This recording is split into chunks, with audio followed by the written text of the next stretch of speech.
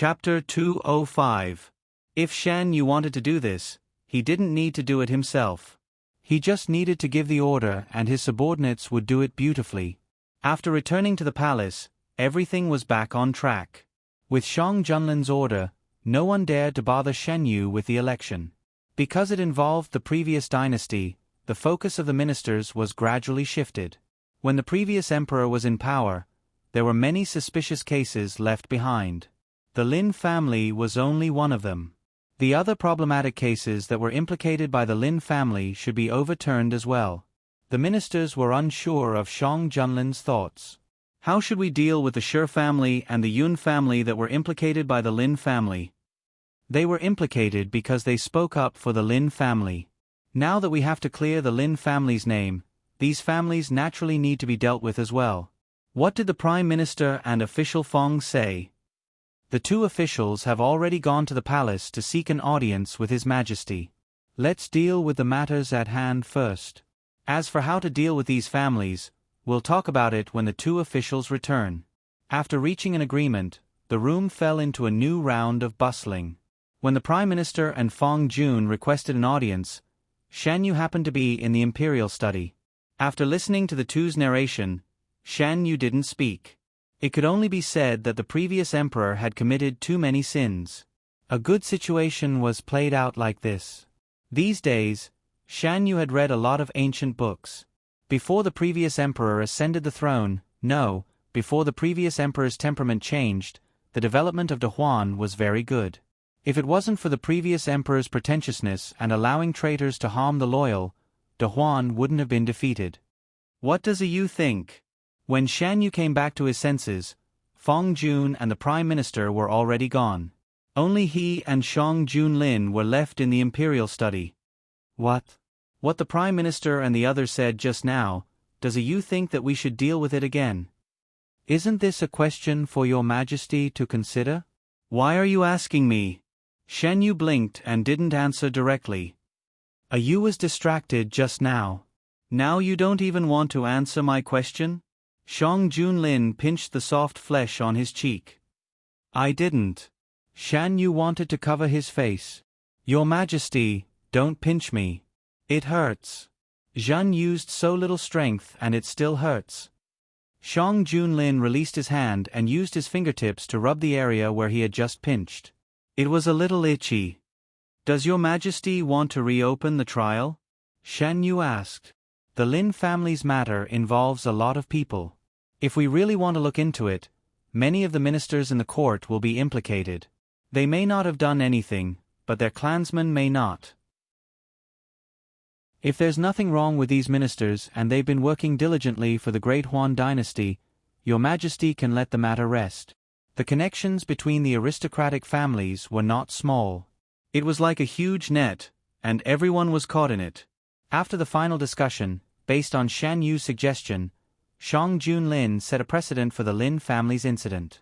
Many ministers in the imperial court heaved a sigh of relief. With a precise order, Fong Jun moved even faster. In the morning court, Fong Jun knelt down with the evidence in his hands. Your Majesty, after investigation, the letter that the previous emperor judged the Lin family to be guilty of treason was forged. The real letter was written by General Lin's adjutant. The other evidence was also prepared by the adjutant himself. General Lin's adjutant was someone who had been following him for a long time. He was very trusted. If the adjutant hid these things, it would not be suspected at all. As for the letter, the adjutant had been by General Lin's side for many years and was very familiar with his handwriting. It was not difficult to imitate. The relevant evidence and witnesses were found by Gu Huai after many years of hard work. After Fong Jun took over the case, Gu Huai took out the evidence. Although there were still many doubtful points, it proved that the Lin family did not collude with the enemy and commit treason. Gu Huai has so much evidence in his hands.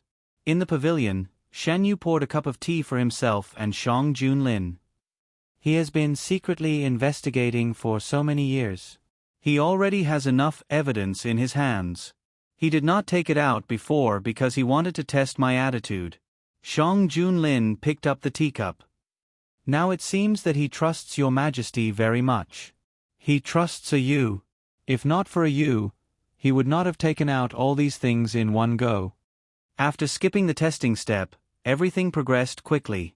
Before taking out the evidence, Gu Huai privately asked to see Shang Junlin. Shang Junlin did not lie. If not for Shan Yu, Gu Huai would not have let down his guard so quickly. Master, why did you give them all the evidence? Under the night sky, the man in black half knelt in front of Gu Huai. My brother trusts Gue Jun very much, so I decided to trust him this time. Moreover, I did not reveal everything. Gu Huai knew that he was gambling. He had been gambling his whole life. Fortunately, he did not lose this time. Shan Yu had saved Imperial Physician Gu's life. No matter what the reason was, he was grateful. He did not dare to imagine what would happen to him if Imperial Physician Gu had lost his life because of the disputes of the previous dynasty. He had nothing, only his brother. Now that his identity had been exposed, instead of hiding and testing, it was better to end the battle quickly to avoid any more problems. The moon tonight was a crescent moon. Just like that night, he had lost everything. After tossing and turning for a few years, he was picked up by Imperial Physician Gu again. He had a home again. How is the investigation of Fei Meng? Replying to Master, this subordinate found that Spring Pavilion secretly sold a batch of Fei Meng to the outside world. Forgive this subordinate for being incompetent and not being able to find out the identity of the buyer. It's not your fault. At that time, no one knew that Fei Meng had other effects besides being an aphrodisiac. Epidemic? How laughable. Why did it have to be the Lin family and the Lin family army who contracted the epidemic? Some truths were deliberately hidden. For example, the true cause of the Lin family's death and the true reason for the Lin family army's defeat were not because they wanted to lose to the enemy. They were just holding on. How could they defeat the enemy, who came prepared and knew all their weaknesses? There were many things that Gu Huai did not know in his early years. Over the years, he had taken in the old subordinates of the Lin family and pieced together the truth bit by bit. The more he understood, the angrier he became. He sent the evidence he found to Fong Jun, but only a part of it was sent. However, this part was enough. It was enough to prove to the world that the Lin family had died unjustly. It was enough to strip the Lin family of the crimes that should not have been committed. General Gu, please wait. After the morning court, Gu Huai was stopped by someone.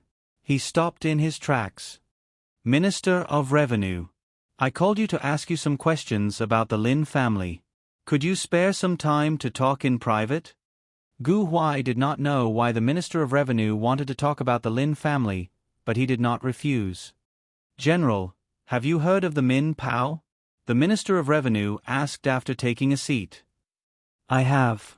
Gu Huai was stunned. He did not expect the Minister of Revenue to suddenly mention this.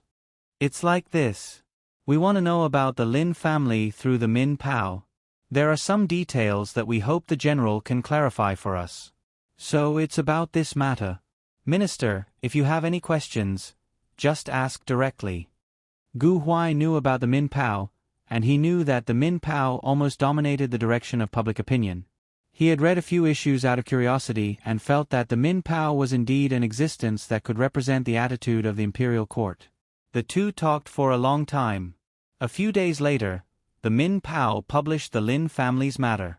The Lin family army might not be very familiar to the younger generation, but to the older generation, it was an existence that could be heard in great detail. So the Lin family was framed by scoundrels? After so many years, the Lin family's injustice has finally been cleared. My husband's spirit in heaven can also rest in peace. This auntie's husband is... I used to be in the Lin family army. This old woman has endured until now just to wait for the day when the imperial court is willing to give them justice. Finally, I have waited until the end of my life. Since the founding of Dahuan country, the Lin family has shouldered the heavy responsibility of guarding the country for the emperor. However, they have met with such an end.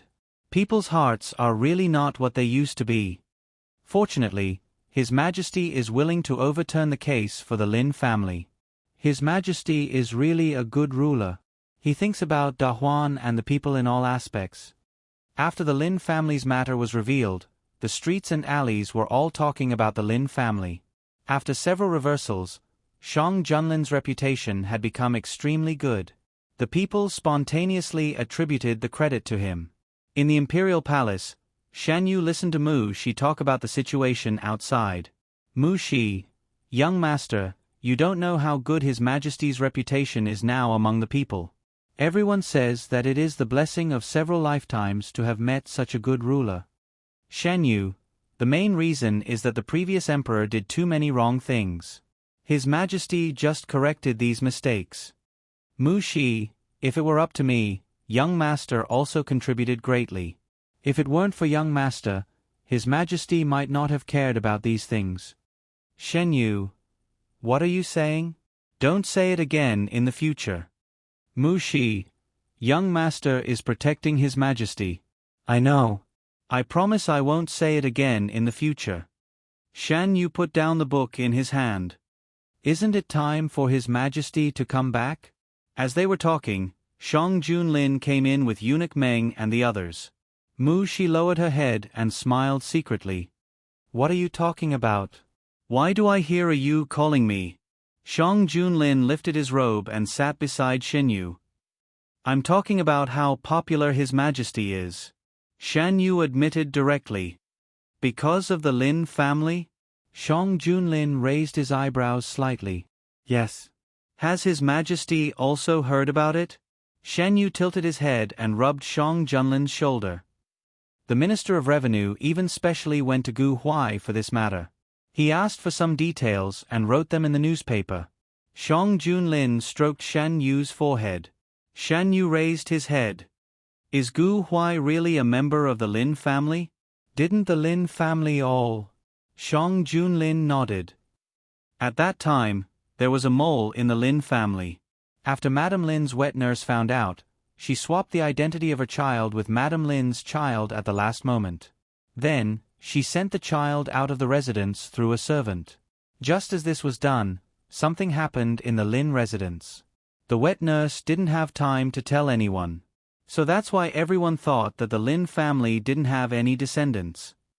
Shan Yu touched his lips. Gu Huai has been investigating the incident all these years. He cares so much about Fei Meng. What role did Fei Meng play in this incident?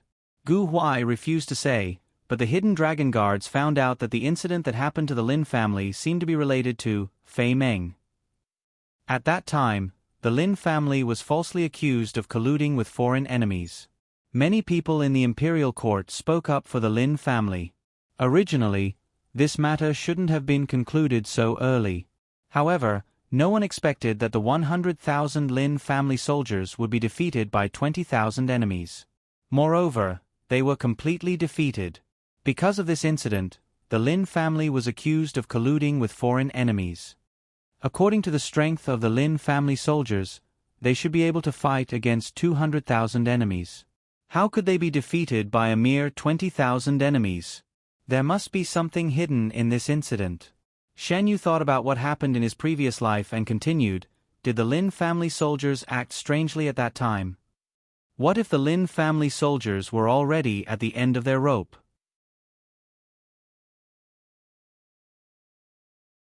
Chapter 206. Shan Yu asked this because he suddenly thought of another use of Fei Meng. Someone deliberately used it to create an epidemic. In his previous life, Shan Yu had personally experienced this purgatory scene. Since someone used Fei Meng to create an epidemic, then what about this life? Gu Huai had been investigating Fei Meng all this time. Did he know something? All kinds of thoughts flashed through his mind. Shan Yu knew that if he wanted to confirm this point, directly asking Gu Huai was the fastest way. Shen Yu, Your Majesty, can you let Gu Huai enter the palace? Shang Junlin, does you know something? Chen Yu, the Lin family army's defeat is too strange, and Gu Huai is also investigating Fei Meng. Your Majesty, do you still remember what I said about Fei Meng before? There is a new drug made from a mixture of drugs that can make people show signs of being infected with the disease. I suspect that the Lin family's defeat is related to Fei Meng. Gu Huai's true identity was not announced to the public for the time being. Because of the Lin family, he had become the focus of attention of the court officials during this period. There were all kinds of visiting cards, and there were countless people who wanted to be on good terms with him. There were also many aristocratic families who liked his identity and appearance and wanted to betroth their daughters to him. The latter were all rejected. Xiao Huai, don't you want to marry a well-educated woman? Imperial physician Gu asked as he put the medical book back. Brother, you want me to marry? Gu Huai's hands paused. You have grown up, so naturally you should have your own family. Gu Huai's hand holding the book tightened. Just as he was about to say something, there was a knock on the door. It was the people from the palace. Gu Huai went out for a while and came back after a while, saying, Brother, I'm going to the palace. The emperor had summoned him, so he could only go. Gu Huai was brought to the imperial study by a little eunuch. This subject greets your majesty, your majesty. Gu Huai bowed when he saw the two people. There's no need to be so courteous. Men, prepare a seat. A eunuch brought a chair over, and Gu Huai sat down. Today, I summoned you to the palace because I want to ask you something about the Lin family. To be precise, I want to ask you about the Lin family's army. Shan Yu put down the teacup and said. Gu Huai was used to the way Shan Yu and Shang Junlin interacted with each other. What would you like to know? I want to know, back then when the Lin family army was defeated, was there a hidden reason? Is this secret related to Crimson Dream? Noble Lord is wise and observant. There is indeed a hidden story behind this matter. This subject saved a cook who used to work in the Lin family army years ago. He told this subject that the Lin family army was in a bad state before they left for war. It was as if they had contracted some kind of illness. However, no one reported such a big matter, or perhaps, it was suppressed by someone. Since this matter had been guessed, Gu Huai no longer concealed it. Why didn't you tell Feng Jun about this matter? Shang Junlin frowned. Because this subject doesn't have any conclusive evidence. That cook died not long after he was saved. Apart from this person, this subject couldn't find any other witnesses related to that matter. Gu Huai knew that official Feng was a good official who enforced the law impartially. He had already told official Feng all the evidence in his hands. As for the rest, he wasn't completely sure. This subject has been secretly investigating for so many years, but I have never found out who did this. All the clues have been cut off cleanly. This subject thought that rather than saying it out loud and inadvertently alerting the enemy, it would be better to continue investigating in secret. When you propose to reverse the verdict for the Lin family, you have already alerted the enemy. If the person who did this is still alive, they will definitely be vigilant and even take action. If you don't say anything, you will only put yourself in more danger. This subject understands. You want to use yourself as bait to fish out the person who acted against the Lin family? But have you ever thought that that person might not be alive anymore?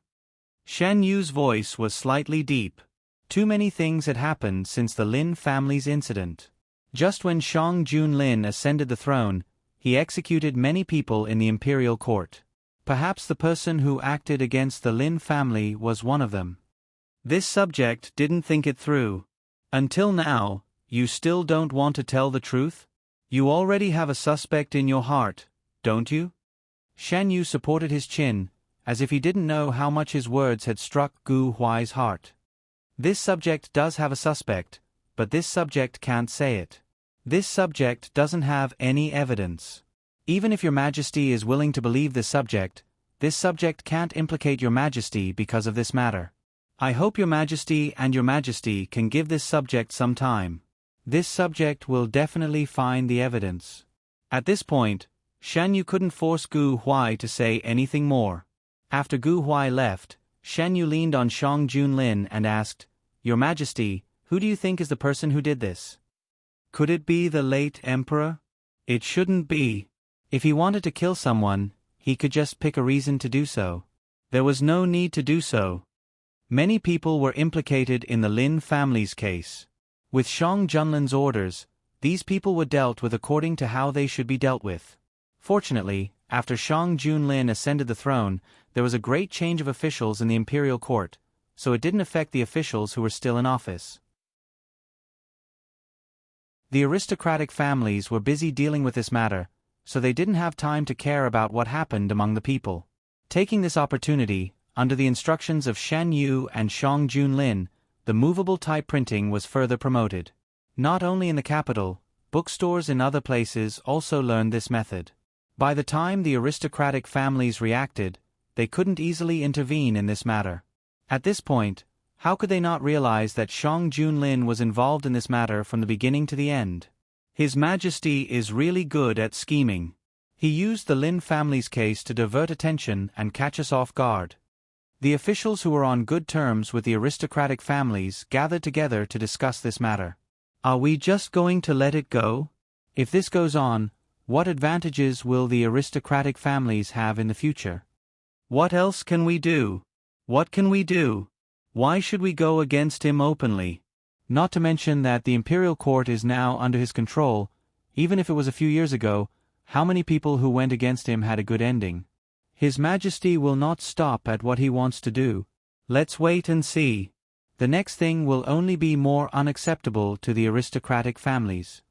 With the deepening of the Lin family's case, more and more inside information was unearthed. The officials who were wronged because of this matter were overturned. Every day, there would be new developments about this matter in the people's newspapers. After discussion, the imperial court would give a certain amount of compensation to these people. Although the damage caused was irreparable, it would make up for it. When Shen Yu woke up from his afternoon nap, She brought him the snacks he wanted. Young master, Ying Hua, sent back a message. Shan Yu was not fully awake, and his voice was nasal. It's from the northern desert. She put the snacks on the table, took out a secret letter, and handed it to Shen Yu. When Jiang Huiqing went to the northern desert alone, Shan Yu sent people from Ying Hua to follow him. After several months, Ying Hua sent back a message. Shen Yu opened the secret letter and read it one by one. The letter wrote about the arrangement and information of Ying Hua in the northern desert, as well as the progress of Jiang Huiqing's case. After arriving at the northern desert, Jiang Huiqing contacted a minister according to the people De Huan left in the northern desert. After being appreciated by the minister, he was recommended to the third prince, who had the power to compete for the throne. After becoming the third prince's advisor, Jiang Huiqing helped the third prince to win the power struggle against the second prince. He was fiercely suppressed by the second prince. The third prince was in a good mood and promoted Jiang Huiqing to a higher position despite the opposition. Later, Jiang Huiqing completed several difficult tasks for the third prince and became the third prince's trusted aide. By the time the secret letter was sent, Jiang Huiqing already had a position beside the third prince. He was highly valued by the third prince, and the third prince would also pay attention to his suggestions. When Shen Yu received the news, Shang Junlin naturally received it too. The hidden dragon guards disguised themselves as servants and followed Jiang Huiqing around. It was convenient to protect him and get the most accurate information at the same time.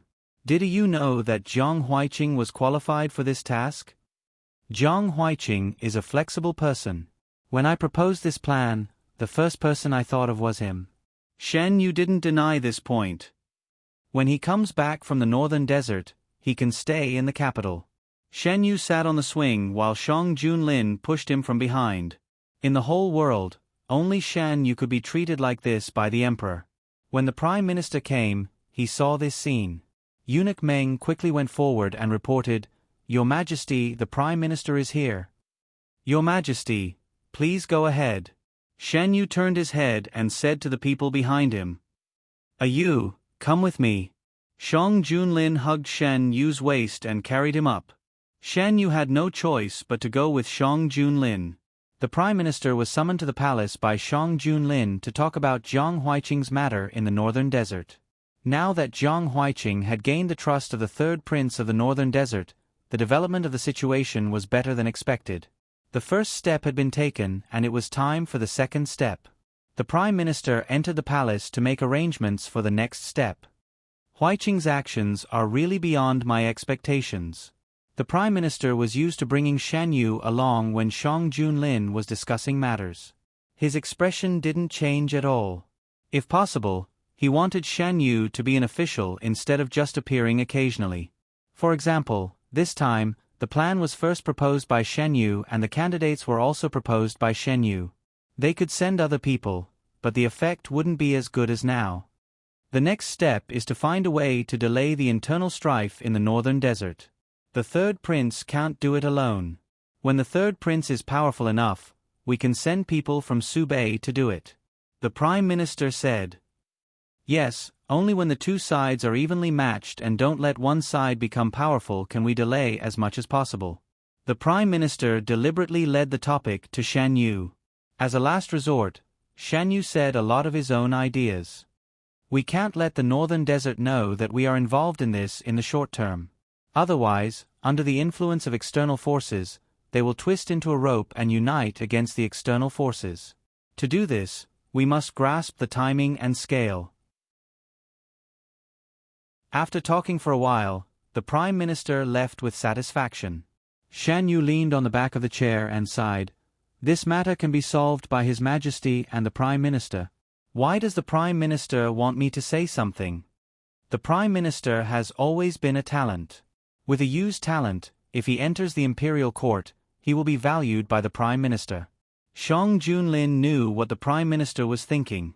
After all, the Prime Minister had praised Shan Yu's talent in front of him more than once. The Prime Minister is really unique. If it were other ministers, they would probably point at my nose and scold me. The imperial harem can't interfere in politics. Shan Yu laughed softly. I don't have such a rule. Shang Junlin stretched out his hand. You, come here. Didn't you ask the Hidden Dragon Guards to investigate Zhu Wang? Recently, the Hidden Dragon Guards found something. Shan Yu walked over and was pulled into the man's arms.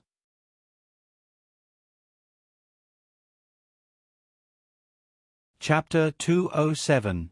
Shan Yu obediently nestled into Shang Junlin's arms and found a comfortable position for herself. What did you find?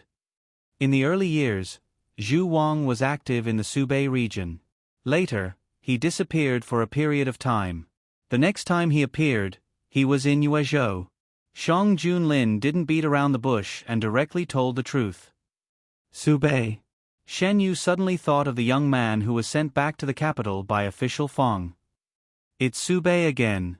You also thought of it, right? The young man who was sent to the capital by Feng Jun said that he was saved by someone who looked very similar to you in Subei. Based on the time, the two of them appeared in Subei at the same time. But at that time, my mother had already passed away. The person who appeared in Subei couldn't be my mother, but she looked very similar to me. Maybe she was related to my mother by blood. I think so too. I've already sent the Hidden Dragon Guards to Subei to look for more clues. Maybe we'll be able to find out the truth soon. Having clues was better than having nothing. Shan Yu kissed Shang Junlin's face. Your Majesty, you've worked hard. Helping a Yu solve her problems is not a big deal. It's what I should do.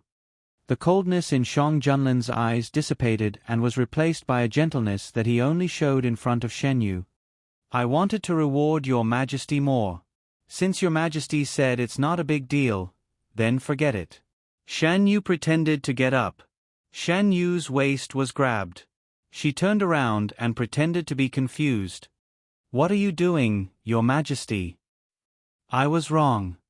Shang Junlin stared at Shan Yu. His eyes were full of emotions. After a quarter of an hour, the two of them looked at each other and didn't do anything. In the end, Shan Yu compromised and kissed the man's lips. It was a touch. The man's movement to leave was stopped. The man's voice was hoarse. A Yu's reward is only this?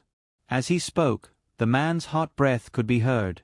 The man's eyes became even darker, as if he wanted to suck in the person who was looking at him. What do you want, your Majesty?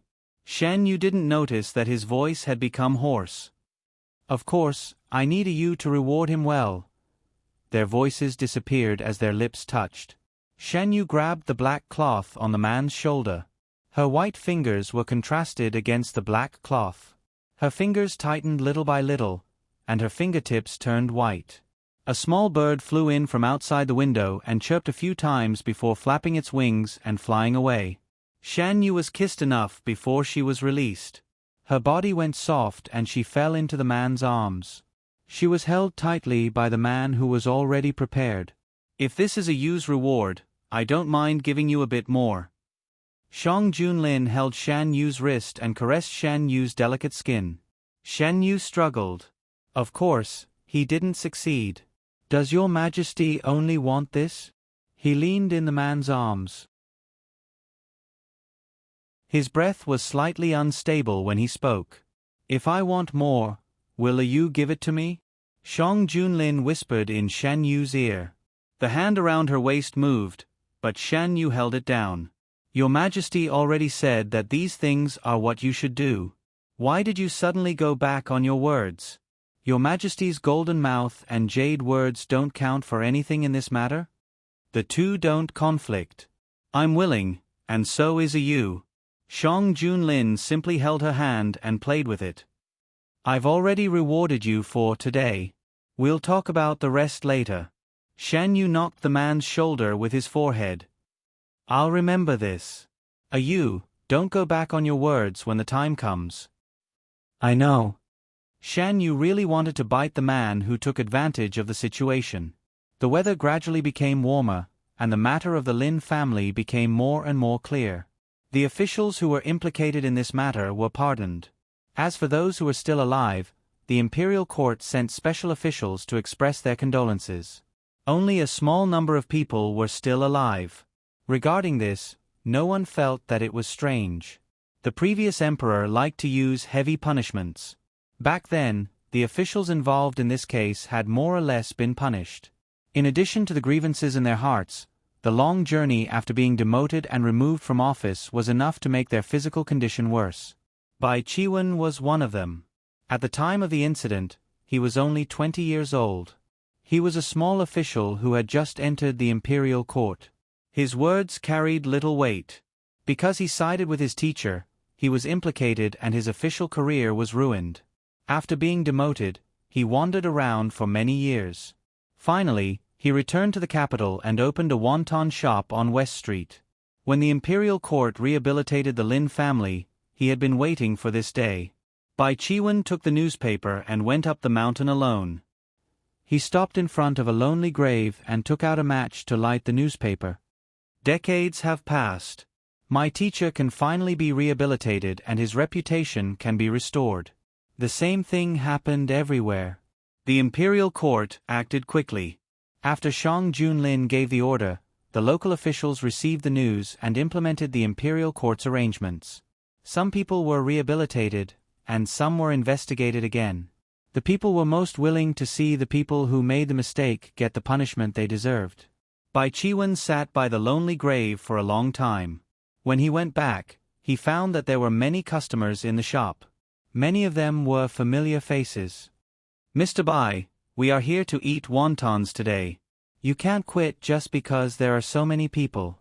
Bai Chiwen smiled amidst the noise. He no longer had the ambition he had when he was young.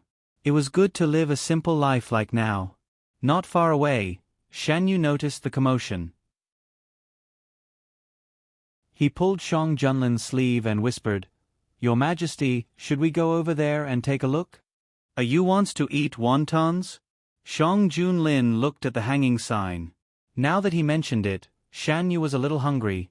The business is so good. The wontons must be delicious. Shang Junlin didn't mind. He took Shen Yu and walked over there. It was Shen Yu who proposed to leave the palace today. The Lin family's affairs were carried out in an orderly manner. There were no other major events in the imperial court. Shen Yu thought that if they didn't leave the palace now, Shang Junlin would be busy for a long time. Therefore, he proposed to go out for a walk. The two changed into casual clothes and went to the West Street that they rarely set foot in. Most of the people living here were ordinary people. There were almost no nobles. They didn't have to worry about bumping into people they might know. When Shen Yu and Shang Junlin walked into the shop, Bai Chiwen had just finished greeting a group of customers.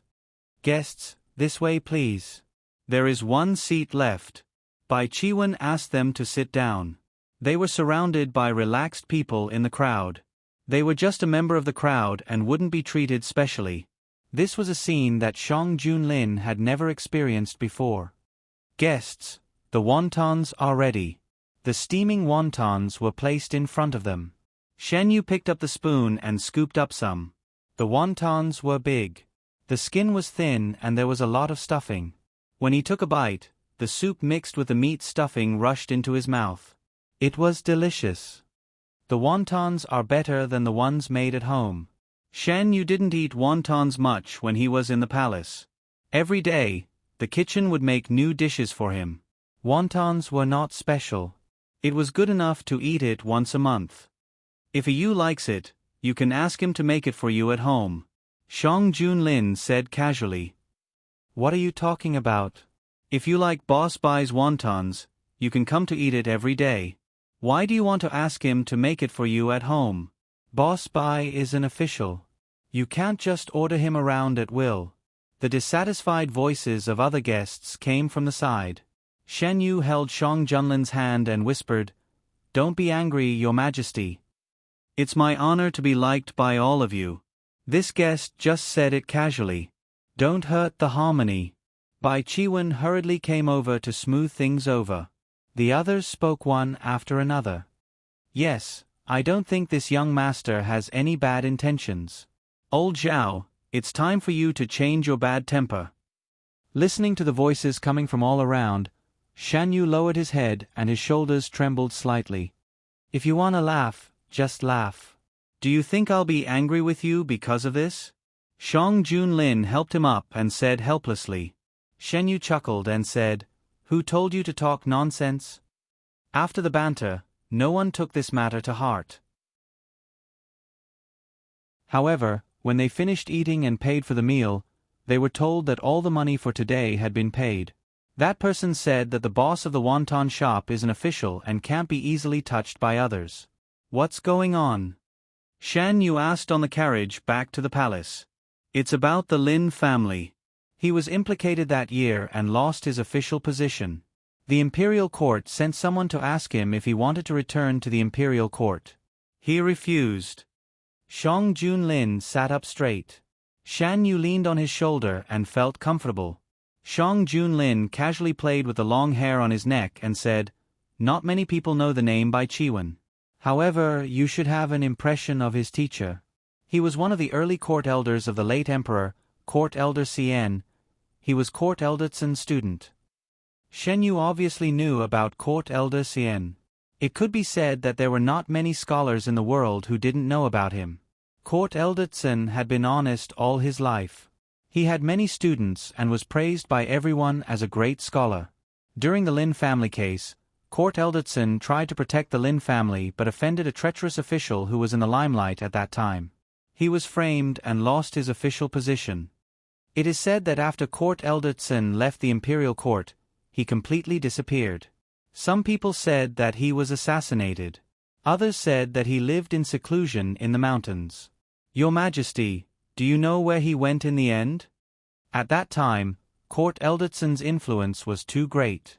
To avoid any unexpected events, there were indeed people who wanted to make a move on him.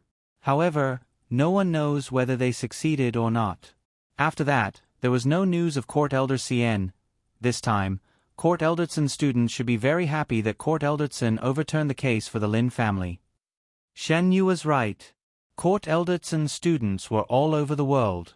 After Court Elder Tsun overturned the case for him, many of them held big banquets at home to celebrate this matter. Although a person's death was like a lamp being extinguished, no one wanted their teacher to be accused of something he shouldn't be. For a time, there were more and more articles praising Shang Junlin. The chefs of Yuzhong Palace suddenly received an order to prepare wontons for the noble.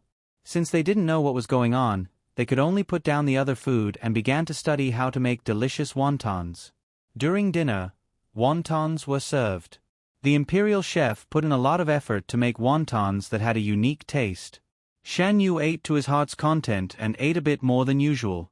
Shan Yu, who had eaten until he was full, was led by Shang Junlin for a stroll in the small garden. "Your Majesty, where is the youth that was brought back by Court Elder Fong now? He is currently working by Fong Jun's side. From the looks of it, Fong Jun seems to be planning to train him." Court Elder Fong is really dedicated to De Huan. What do you mean? Your Majesty, look, Court Elder Fong's daughter is in Subei. In the future, she will definitely work for the court. Court Elder Fong himself has always been working hard for De Huan. The child he picked up was also trained by him to work for the court. Isn't that very dedicated? One by one, they were all working for the court.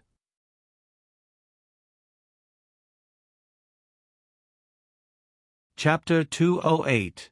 Yu is right. Fong Jun has always worked hard for the imperial court. I have always known that. I will make sure to keep an eye on the child he picked up. If he was not disloyal, he would give him an opportunity. If he was, he would ensure the safety of the Fong family. Under the moonlight, Shen Yu hooked his finger with Shang Junlin's. He knew that Shang Junlin had sent someone to ask the boy later, but unfortunately, the information he got was limited. After Fong Jun returned, the boy was brought to his side and taught. It was as if he was a junior in his family. How Fong Jun arranged the boy was his private matter. Even the emperor could not intervene. Shang Junlin did not like to ask about the affairs of his officials. If the boy had not said that he had seen someone who looked like Shen Yu, he would not have paid him any more attention. The wind at night was very cold. Shan Yu and Shang Junlin walked around and returned to the palace. After bathing, Shan Yu leaned on the soft couch. A palace maid took a hand warmer to dry his hair. Shang Junlin sat on the other side and read the memorials. De Huan was flourishing, and there were many things that the emperor, Shang Junlin, had to read every day. Even with the help of the prime minister, Fong Jun, and other officials, there were still endless memorials to read every day. After his hair was almost dry, Shan Yu waved the palace maid away. He got up and walked to Shang Junlin's side. "Your Majesty is still busy?" He lowered his head. His hair slid down his shoulders and fell on the table and the memorials. Shang Junlin stopped writing. "There are still a few more." "Didn't you finish reading the memorials during the day?" Shan Yu ran his fingers through his hair and moved it away from the memorials. "The cabinet sent them in at night." Shan Yu looked at the memorials. There was nothing important written on them. They could be handled by the cabinet ministers themselves. Shan Yu flipped open the other memorials. Without exception, they were all the same. "Your Majesty can just let the Prime Minister and the others approve these memorials. There's no need to go through them personally." Shan Yu had noticed before that Shang Junlin was very meticulous with De Heng's matters. He would personally handle each and every matter. Previously, because the aristocratic families were in power, Shang Junlin did not trust them. Now that the aristocratic families had been suppressed, the people who were promoted were all his own people. He could completely hand over the unimportant matters to them. "We are used to it." Shang Junlin closed the memorial. Thinking about it, it made sense. Now that the imperial court was under his control, he did not need to personally attend to everything like before. In fact, the Prime Minister and Fong Jun were fully capable of reviewing these memorials. If Your Majesty is still worried, it's fine to have them review it after they're done. There's no need to review it personally. When Shan Yu worked for the King of Yu in his previous life, the King of Yu didn't ask about many things. Shan Yu was sure that the King of Yu didn't know as much as he did about many things. Yu's words are correct. Shang Junlin placed the brush on the brush holder and reached out to hold Shen Yu in his arms. He instructed Eunuch Meng, "Tomorrow, send these memorials back to the cabinet and let them review them before sending them to the palace. This will be the case for future memorials." "Yes." Eunuch Meng brought a young eunuch forward and put away the memorials on the table. Shen Yu remembered the contents of the memorial that he had casually glanced at and asked, "The aristocratic families want to borrow the power of the imperial court to restrict the printing of movable type?" Shang Junlin, they most likely know that we are involved in this matter. They sent the memorial to test our attitude. Shen Yu, what does your majesty plan to do? Shang Junlin, this matter indeed requires the imperial court to step in. If the imperial court doesn't step in, how can we promote this method to every part of Daheng in the shortest time possible? It's too slow to rely on the power of the people. Shen Yu, the aristocratic families will not be happy to see this. Shang Junlin, we don't expect them to be happy with what we're doing. The next morning, Shang Junlin brought up this matter at the morning court. As expected, he was met with strong opposition from the aristocratic families. This step was completely out of the aristocratic families' expectations. When they saw that the new printing method was only secretly circulating among the people, they thought that Shang Junlin wouldn't want to make a big deal out of it and directly confront the aristocratic families. Thus, they sent a memorial to test Shang Junlin's attitude. Who would have thought that the other party would directly throw a ball at them? Your Majesty, you can't. Several aristocratic ministers stepped forward and knelt in front of the emperor. Oh. Shang Junlin supported his chin with one hand and looked down with interest. Why not? Why not? Of course, it was because this matter was too unfavorable to the aristocratic families. But this reason couldn't be brought out in the open. The ministers looked at each other and were momentarily speechless. Since you can't give a reason, this matter. Your Majesty, you can't. An old minister from an aristocratic family interrupted Shang Junlin. Shang Junlin looked over unhappily. My dear minister, why don't you tell me the reason? His tone was very calm and could even be said to be warm, but none of the ministers present were foolish enough to think that his feelings were the same as what he was showing. Being stared at by the man's emotionless gaze, the old minister's back was drenched in cold sweat. It was clearly an extremely calm gaze, but for some reason, it gave off a huge sense of oppression. This minister. The old minister steeled his heart. This minister thinks that this matter is extremely unfavorable to Dahuan. From what we see, it's not unfavorable to Dahuan, it's unfavorable to all of you. We know very well what you're thinking and what you're doing. Don't think that we're letting this matter rest just because we're not pursuing it. After he finished speaking, the court fell silent. No one dared to really anger Shang Junlin. Countless examples had shown that if they opposed Shang Junlin, they would be the unlucky ones in the end. Now, Shang Junlin had the hearts of the people, and the prestigious ministers in the court were also on his side. If the aristocratic families wanted to control him, they had to first consider themselves. His Majesty seems to be very angry today and punished several ministers. Mu, she said as she tied up Shen Yu's hair. What is it for? It seems that the aristocratic families don't want His Majesty to do something, but His Majesty is determined to do it. Thinking of the conversation with Shang Junlin at night, Shan Yu roughly guessed what had happened in the court. His Majesty hasn't returned yet? Mu, she shook her head. Eunuch Meng sent someone over and said that His Majesty has a meeting with the ministers and asked young master not to wait. Does young master want to serve the meal? Go ahead. The meal in the small kitchen had already been prepared. It was only waiting for the master to order it to be served. Soon after Mu she went out, she brought the meal in with the palace maids. When he was alone, Shan Yu was not very picky. Mu she had already noticed this. While serving Shen Yu, she said, when young master eats alone, he is different from when His Majesty is present. How is it different? When His Majesty is present, young master is more picky. Mu she had been by Shen Yu's side for many years, so she knew some of Shen Yu's habits very well. When he was in Count North's residence, he was treated poorly. Although Shen Yu was picky about what he ate, he was not as picky as he was now. After entering the palace, under His Majesty's intentional indulgence, he was even more picky than before. He was not willing to let himself suffer at all. If Mu she didn't mention it, Shan Yu wouldn't have noticed it. After it was mentioned, he thought about it carefully. It seemed that it was true. When he was with Shang Junlin, he would always unconsciously indulge himself more. When he first entered the palace, he was not like this. At that time, all he knew about Shang Junlin was from others.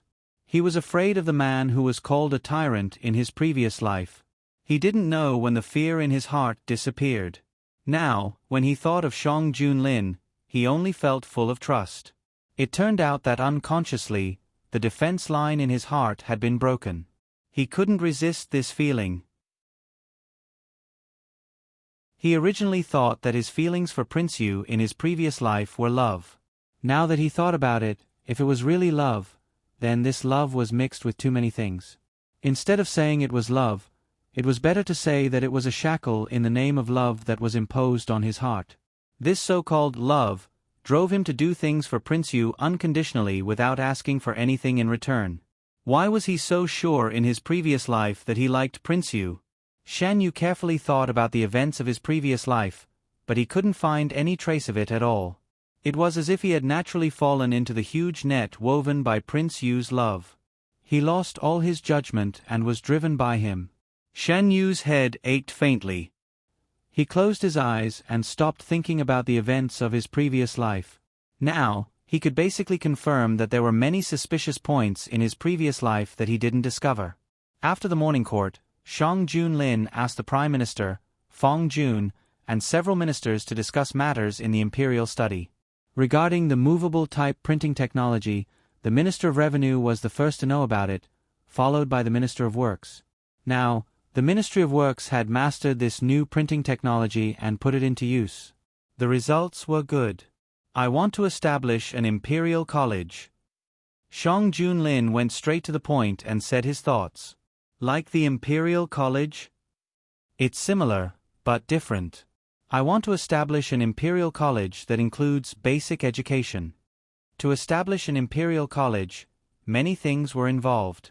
Whether the commoners were willing to send their children to the Imperial College, where the Imperial College would be located, what kind of students would be recruited. There were countless problems that had to be solved. First, we will conduct a trial in the capital. The candidates for the teachers are usually county scholars. They don't need to have top-notch knowledge. The students just need to be literate and know some basic knowledge. Hearing this, the ministers heaved a sigh of relief.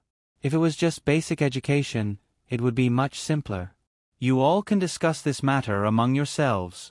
Within half a month, I want you all to come up with a basic plan. Yes, Your Majesty. There were also aristocratic ministers present, such as Minister Duan. He knew what kind of impact this decision would have on the aristocratic families, but he couldn't raise any objections. His Majesty the Emperor was no longer someone they could control. After leaving the palace, the aristocratic ministers who had received the news came to find him. Lord, are we just going to let His Majesty do as he pleases? What else can we do? His Majesty just warned the aristocratic families today. If we jump out to object before the concrete plan is out, what would His Majesty think?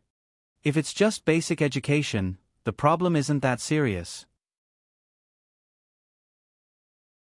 I'm just afraid that this is just the beginning. It seems like His Majesty is determined to weaken the power of the aristocratic families. Are we just going to accept it? Minister Duan's eyes flashed.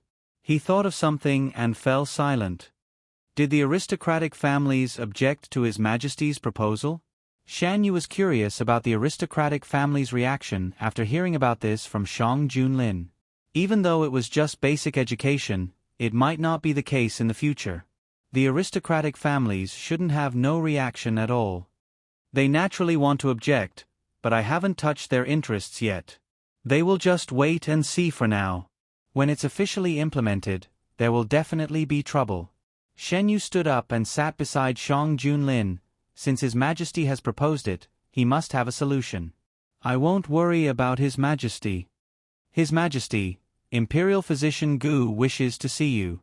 He said that he has found the results of the experiment that His Majesty and Your Majesty asked him to do previously. Eunuch Meng walked in and reported. Shan Yu's heart skipped a beat. Imperial Physician Gu was mainly responsible for two things. One was his illness, and the other was Fei Meng. The latter was something that he and Shang Junlin had instructed together.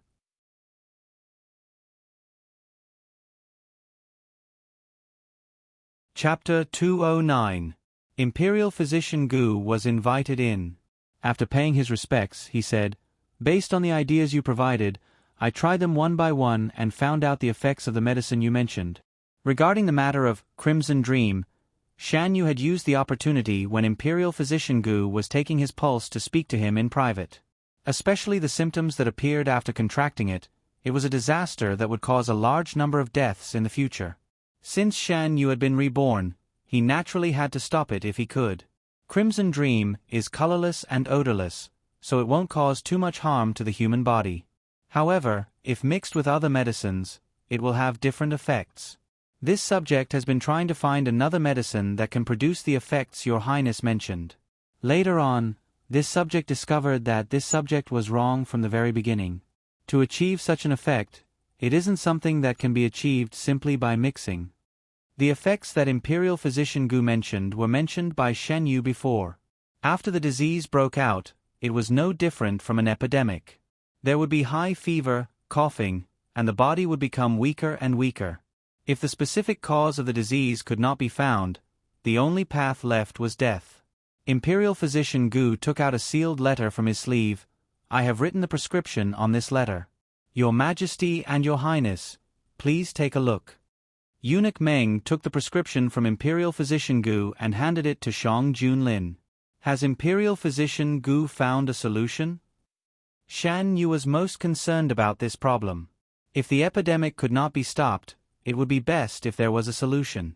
The proportion of the medicine is different, so the solution is different.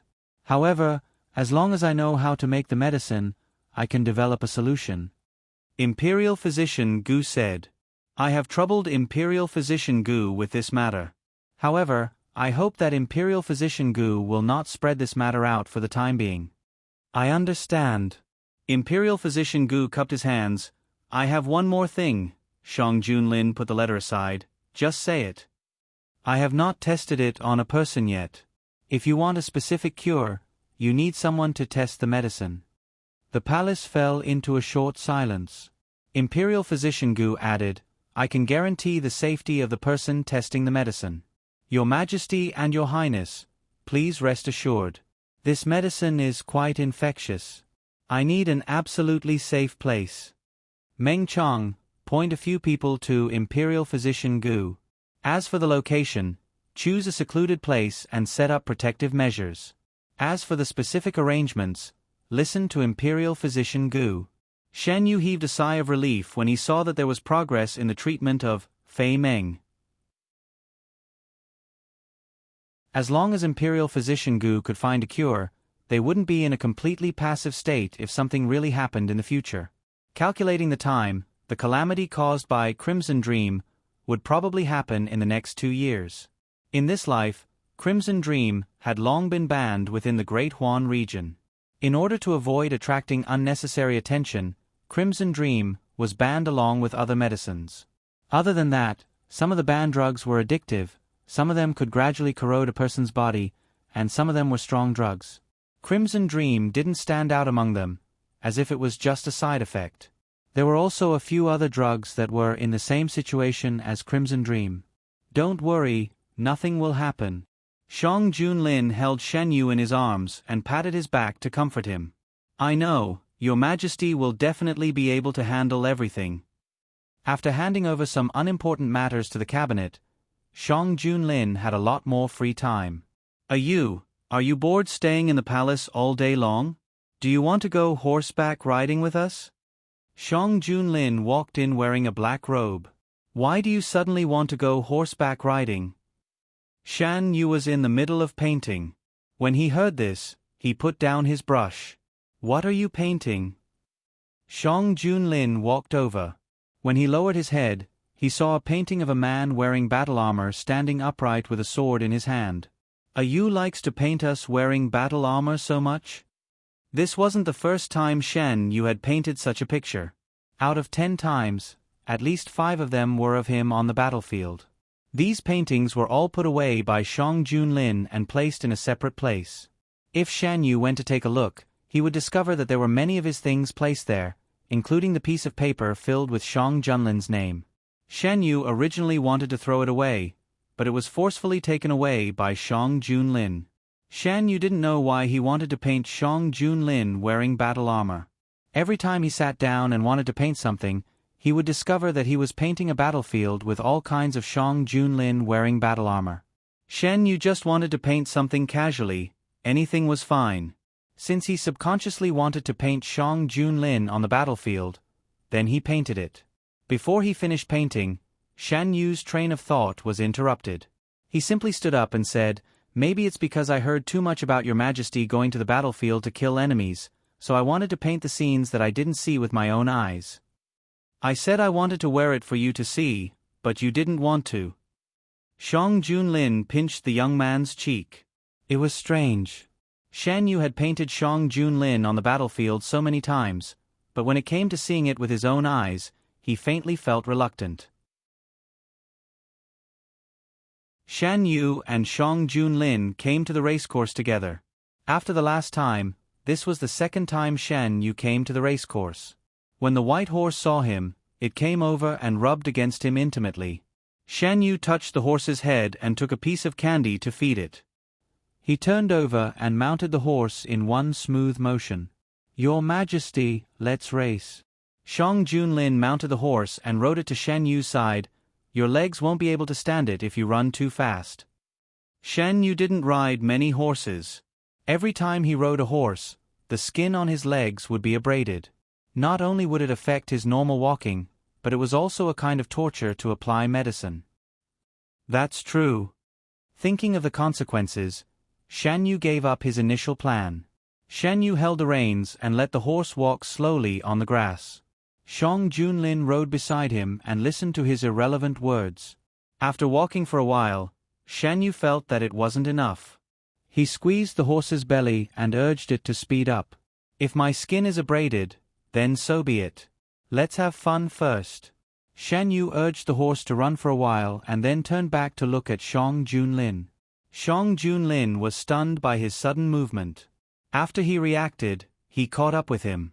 Blue sky and white clouds, green grass and green land. Under the clear sky, the horse galloped. The wind blew in their faces, making them feel carefree. Shan Yu rode to his heart's content. After he got off the horse, his legs went soft and he almost fell to the ground. Shang Junlin quickly supported him. "Is it very painful?"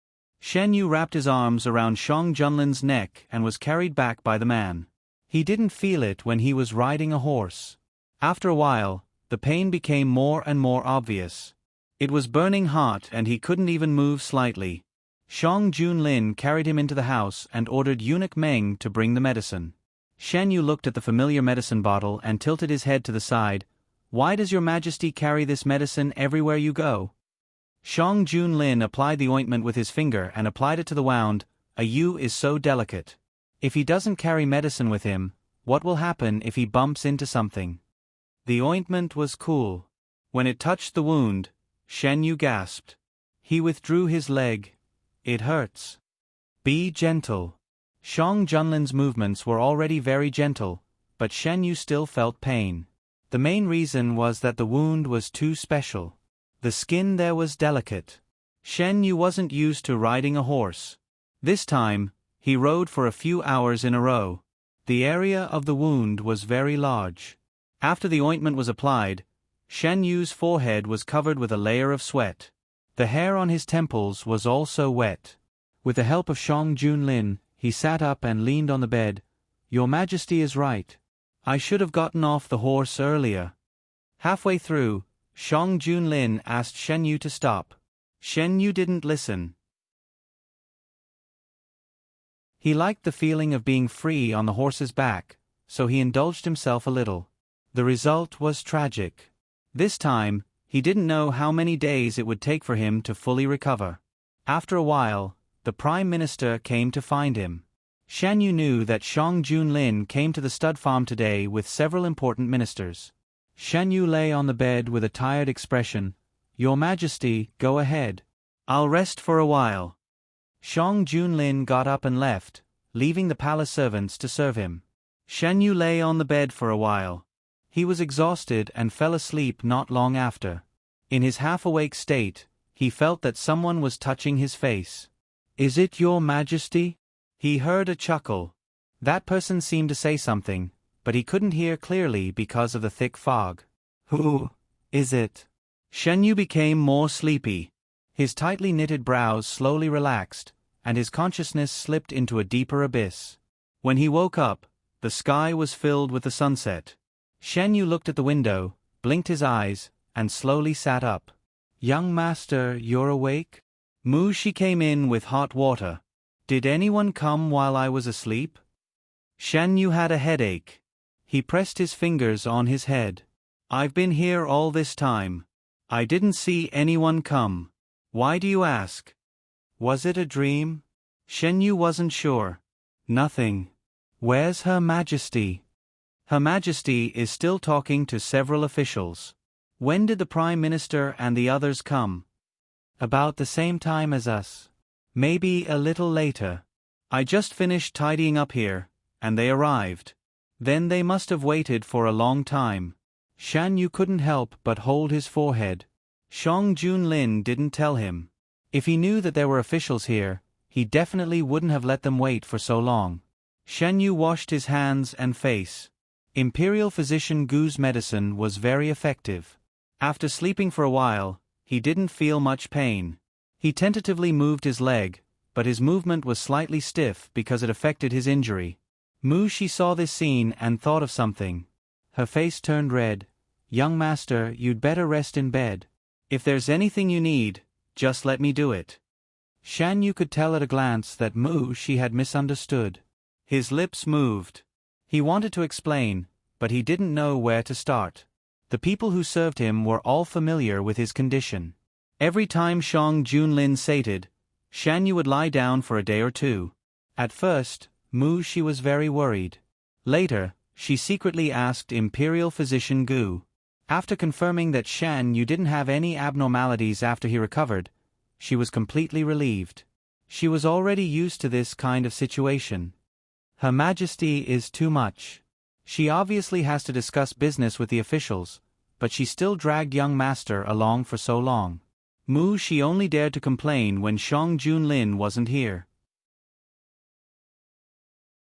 Although she knew that this kind of thing was normal, Mu Shi was still dissatisfied when she saw Shan Yu's uncomfortable appearance. "How can you blame Her Majesty?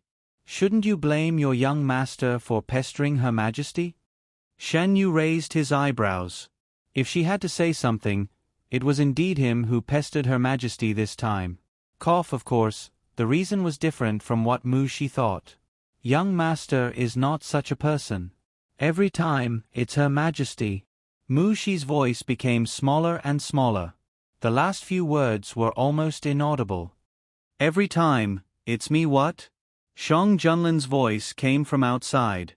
Shan Yu didn't even think and said, "It's Her Majesty who pesters me." The door was pushed open. Shan Yu saw Shang Junlin standing outside, followed by the Prime Minister, Fong Jun, and several other officials behind Shang Junlin. The officials' expressions changed. They must have either just arrived or heard a lot. Shang Junlin said leisurely, "I want you to pester me, but—" Shan Yu suddenly coughed, and the corners of his eyes turned red. Why? Why did he have to face such a scene?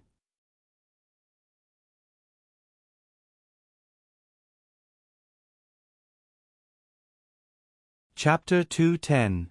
Mu Shi didn't have time to think. She hurriedly stepped forward to pat Shan Yu's back. Shang Junlin strode in and took Shan Yu into his arms. "What's wrong?" Shan Yu coughed a few times. Mu Shi brought some water over. Shang Junlin took it and fed it to Shan Yu. "Drink some water."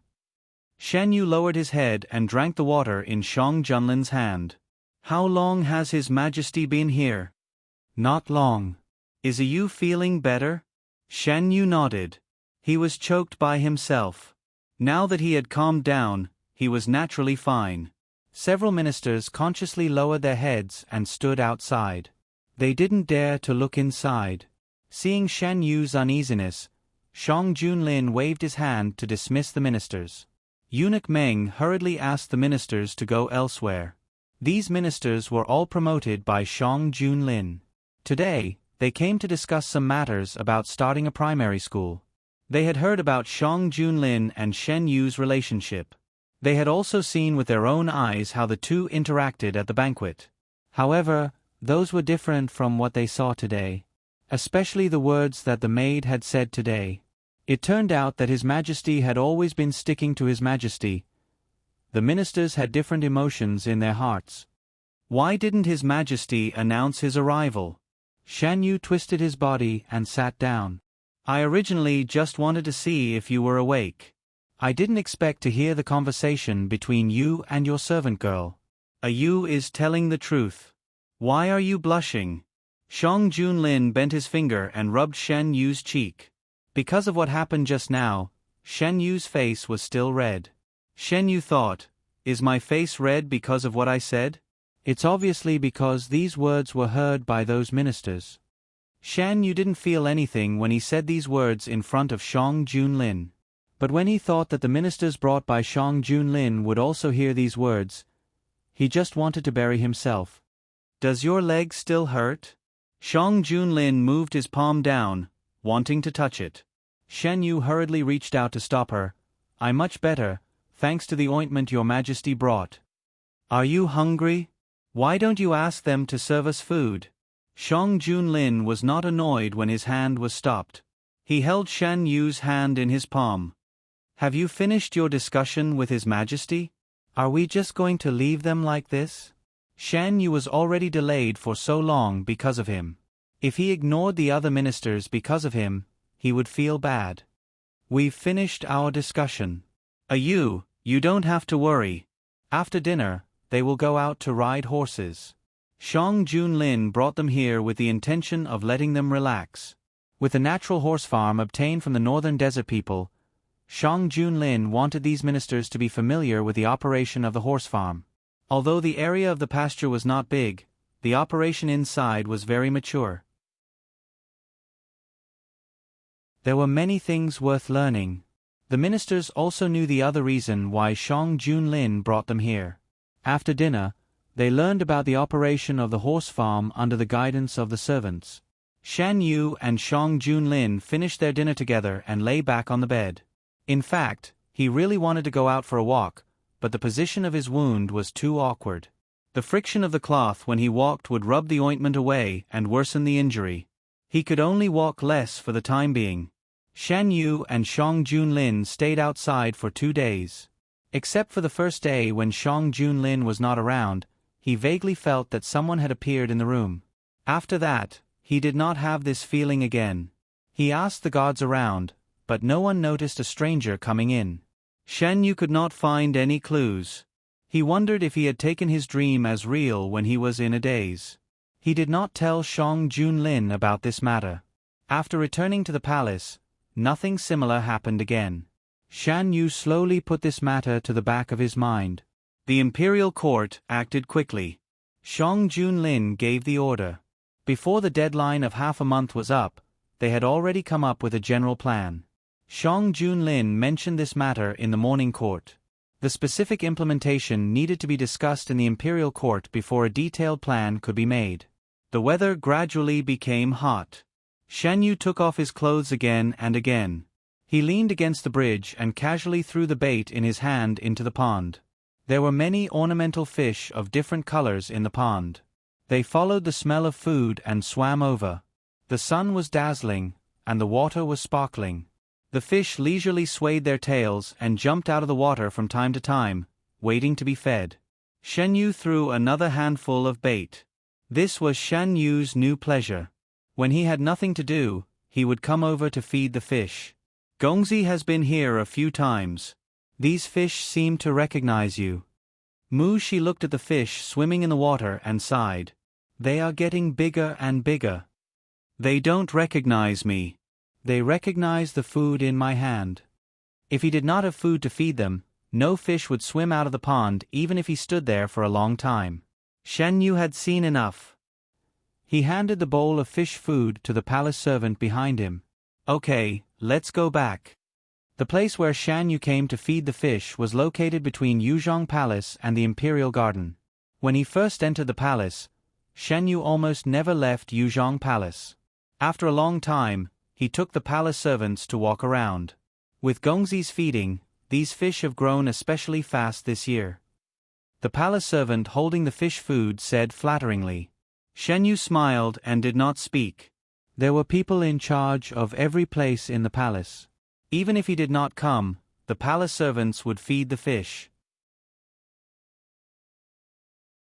It was just that the master did not care and did not feed the fish so diligently. The wind in the palace changed quickly. Seeing that Shan Yu cared about the ornamental fish, the palace servants in charge of feeding them would also be more attentive. Shang Junlin did not care about these things at all. He did not ask about it. In the long run, the palace servants were happy to be idle. Why does Yu like to feed the fish recently? When Shang Junlin returned to the Jade Gate Palace, Shan Yu was not there. After asking the people of the Jade Gate Palace, he found out that he had gone to feed the fish. Just as he was about to look for him, he bumped into Shan Yu and his group. Shan Yu waved his hand and motioned for the palace servants to leave. If I didn't go to feed them, I wouldn't have known that there were so many beautiful fish in the palace. Shan Yu was right. The ornamental fish that could be raised in the palace were carefully selected by the imperial household. The ordinary ones would not be sent to the palace at all. If Yu likes them, let them send some to Yuzhong Palace. Your Majesty always indulges me like this. Didn't Imperial Physician Gu say that if there is a chance, let me walk outside more often? This trip can be considered as training. No matter what, Yu is right. The court has discussed the basic regulations of the elementary school. Does Yu want to come with me to see it? Although it was a question, Shang Junlin did not give Shen Yu any other choice other than to agree. He took him to the inner room and took out the booklet that the Prime Minister had sorted out and presented. Although the aristocratic families were dissatisfied with Shang Junlin's proposal of the elementary school, they could not say anything. They had planned to wait for the specific method to be released and then find fault with it to prevent it from developing further. They did not expect that this method, which had been discussed by the court officials, did not give them any leeway to find fault. Every possible outcome was prepared with a countermeasure. Even if they raised doubts, it would be quickly resolved. In the end, it didn't seem like they were looking for trouble. Instead, it seemed like they were working hard to perfect the specific method of doing elementary school. When Shan Yu heard Shang Junlin talk about what had happened to the aristocratic families, he laughed out loud. They probably did not expect that in the end, the result would be like this. Shan Yu could imagine the expressions on the aristocratic families' faces when they realized that something was wrong. After the news of the imperial court's plan of elementary school was revealed, it caused a heated discussion among the people in the capital. Elementary school? Are they going to teach children how to read? Not only that, as long as they want to learn, they can learn. I am quite tempted. Is it expensive? If it is too expensive, it will be difficult to afford. It is not clear for the time being. Let's wait for further news from the imperial court. It is said that it is to let people who want to learn how to read, so it should not be too expensive. It is hard to say. Look at the money spent on books, ink, paper, and inkstone. None of it is cheap. There were people who were optimistic about what the imperial court was going to do, and there were also people who were not optimistic about it. On the contrary, some merchants seemed to smell a business opportunity from this. Therefore, the Ministry of Revenue received many letters from big merchants saying that they were willing to help. Since the implementation of the new commercial law, these merchants have become more active than before. Shang Junlin looked at the booklet presented by the Ministry of Revenue and said. Shen Yu stretched his head. What are they thinking about? They said that they are willing to contribute money and effort to the new school. If they are willing, it is not impossible. However, they cannot be allowed to interfere too much. The main authority must be in the hands of the imperial court. The Minister of Revenue wrote a memorial because of this concern. If the people who contributed money and effort were all merchants, there would be a lot of hidden dangers. Shan Yu pointed at the memorial with his fingertips. Some of the unimportant things can be distributed, but the important things still have to be done by the imperial court. Because it was just an elementary school, there were not many classes, and there was not much time for classes every day. The existence of this school was purely to let the people learn how to read. If they wanted to learn more, it would still be the same as before. This matter was not something that could be done in 1 or 2 days. Seeing that there were not many places that could threaten them, the attention of the aristocratic families was slowly diverted. Compared to the affairs of the people, they were obviously more concerned about what happened in the imperial court. With the arrival of summer, the weather gradually became warmer. After washing up, Shan Yu walked to the desk in light pajamas. Shang Junlin lowered his head, his brows furrowed tightly. "What is it, Your Majesty?" Shen Yu stretched out his hand and wanted to smooth the man's frown. "It's raining heavily in Lin County. I'm afraid there will be a flood." What was spread out beside Shang Junlin's hand was the report from Lin County. Ever since the establishment of the Great Huan dynasty, there had been countless floods in Lin County. Just after Shang Junlin ascended the throne, there had been no less than 5 floods. "Your Majesty, don't worry. Nothing will happen." Shen Yu walked to Shang Junlin's side and sat down, rubbing his forehead. "I hope so." However, things did not develop as they had hoped. For the next few days, the news from Lin County was not good. In just a few days, the water level of the river near Lin County had risen a lot. The atmosphere in the imperial court was getting colder and colder. Lin County was very far from the capital, so it took a lot of time for the news to arrive. No one knew what the situation was in Lin County now. Shang Junlin had already issued the order to migrate. In the face of a natural disaster, they had to save as many people as possible. Shan Yu lived deep in the imperial harem, so he could feel that the atmosphere was not right recently. For a few days, there was no news from Lin County.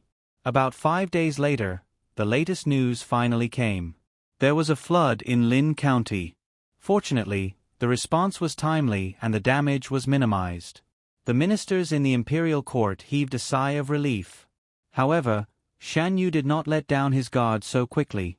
He remembered that the fierce epidemic in his previous life happened after the flood. He was not sure if it was this time.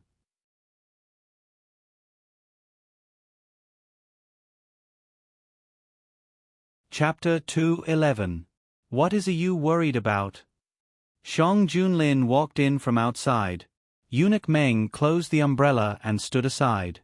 He took a clean handkerchief from the palace servant and handed it to Shang Junlin. It was raining heavily outside.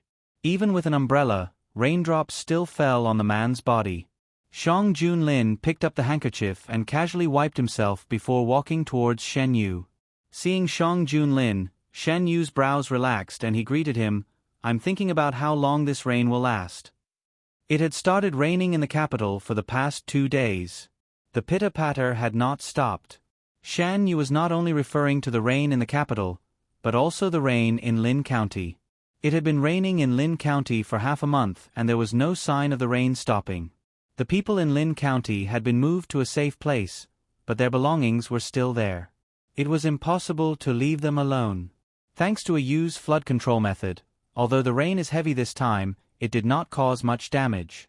The dam is stable and there is not much danger for the time being. Shang Junlin did not expect that Shan Yu would be so worried about this matter that he could not even sleep well at night.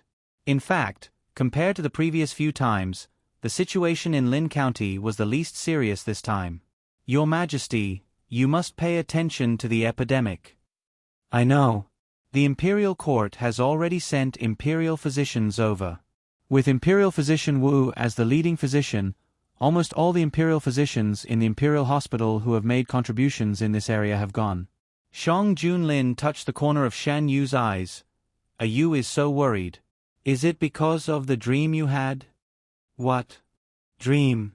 Thinking of the excuse that he had found for himself before, Shan Yu suddenly fell silent. "Yu, don't worry. No matter what you dreamed of, I will not let it happen. No matter how terrible it is only a dream. Your Majesty is right. I was possessed. No matter what, it was something that happened in his previous life. He did not need to be so nervous because of what happened in his previous life. So what if it really happened? This time, they had already taken precautions. They would not be as helpless as they were in his previous life. Seeing that Shan Yu had recovered, Shang Junlin took his hand and led him to the soft couch to sit down. Didn't you say that the kitchen made new snacks a few days ago? I want to try it. Mu Shi, go to the kitchen, Shan Yu said. Yes, young master. It took a lot of effort to make this new snack. While waiting, Shang Junlin ordered Eunuch Meng to bring the chess pieces over. It's been a long time since I've played chess. Let's play a game. Shan Yu had no objections. This time, Shan Yu played a black stone. On the chessboard, the black pieces surrounded the white pieces layer by layer. Every time a piece was placed, the white pieces became weaker. Your Majesty, you don't have to go easy on me. Shan Yu held a black stone and said helplessly. When he first placed the stone, he made a few wrong moves. He should have lost, but Shang Junlin deliberately went easy on him and turned the situation around. You can't think of anything else when you're playing chess with me. The white chess piece was placed, and the situation that was supposed to be a sure loss changed. On the chessboard, the white and black pieces were evenly matched. Outside the chessboard, Shan Yu had no time to care about anything else. Until Mu Shi came in with the snacks, there was still no winner between the two of them. Smelling the fragrance, Shan Yu came back to his senses from the game. Placed on the jade plate were snacks in the shape of small animals. They were white and chubby and looked very cute. Different shapes had different tastes. Shan Yu preferred sweet snacks. He usually ate light-colored snacks. Some of them were soft, and some were hard. Shan Yu liked all of them. Putting down the chess piece, Shan Yu said, I don't know when the winner will be decided. Your Majesty, why don't you try the snacks first? Sure. Shang Junlin put away the chess piece.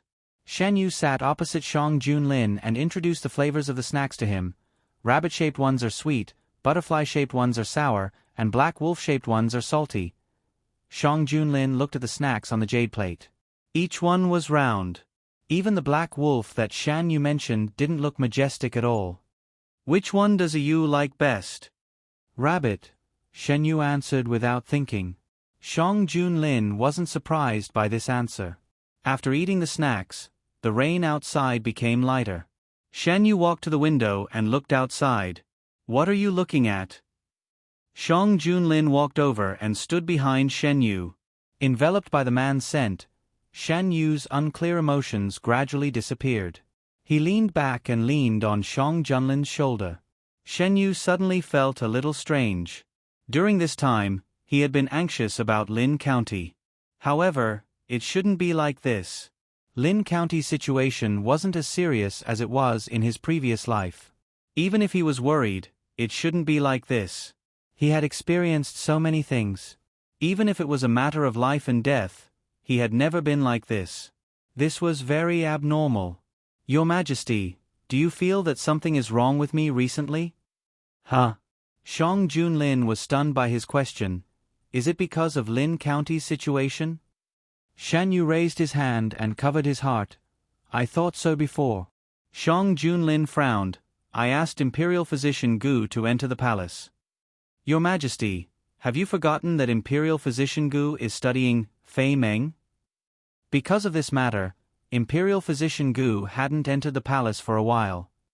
I sent someone to ask about the progress. If Shang Junlin was determined to do something, Shan Yu couldn't dissuade him and could only let him do as he wished. When the little eunuch who was sent to the palace came back, he brought Imperial Physician Gu. Has Imperial Physician Gu found anything? Shan Yu didn't expect that Shang Junlin's people would directly bring Imperial Physician Gu into the palace. I have found a way to deal with it. Imperial Physician Gu had dark circles under his eyes due to lack of sleep, but he was in good spirits. Shang Junlin stopped Imperial Physician Gu from speaking and said, Let's take a look at Guijuan's body first. Imperial Physician Gu stepped forward and took Shan Yu's pulse. Has Guijun been overly worried recently? Has your sleep been affected? Yes, Shan Yu nodded. It's easy for me to dream recently. The dream was grotesque and variegated. Every day, there were different fragments. Shen Yu tried to piece them together, but found that these fragments didn't have any order and were only fragmented content. I have prescribed a prescription to calm your nerves. You can take it first. If it doesn't work, I will think of other ways.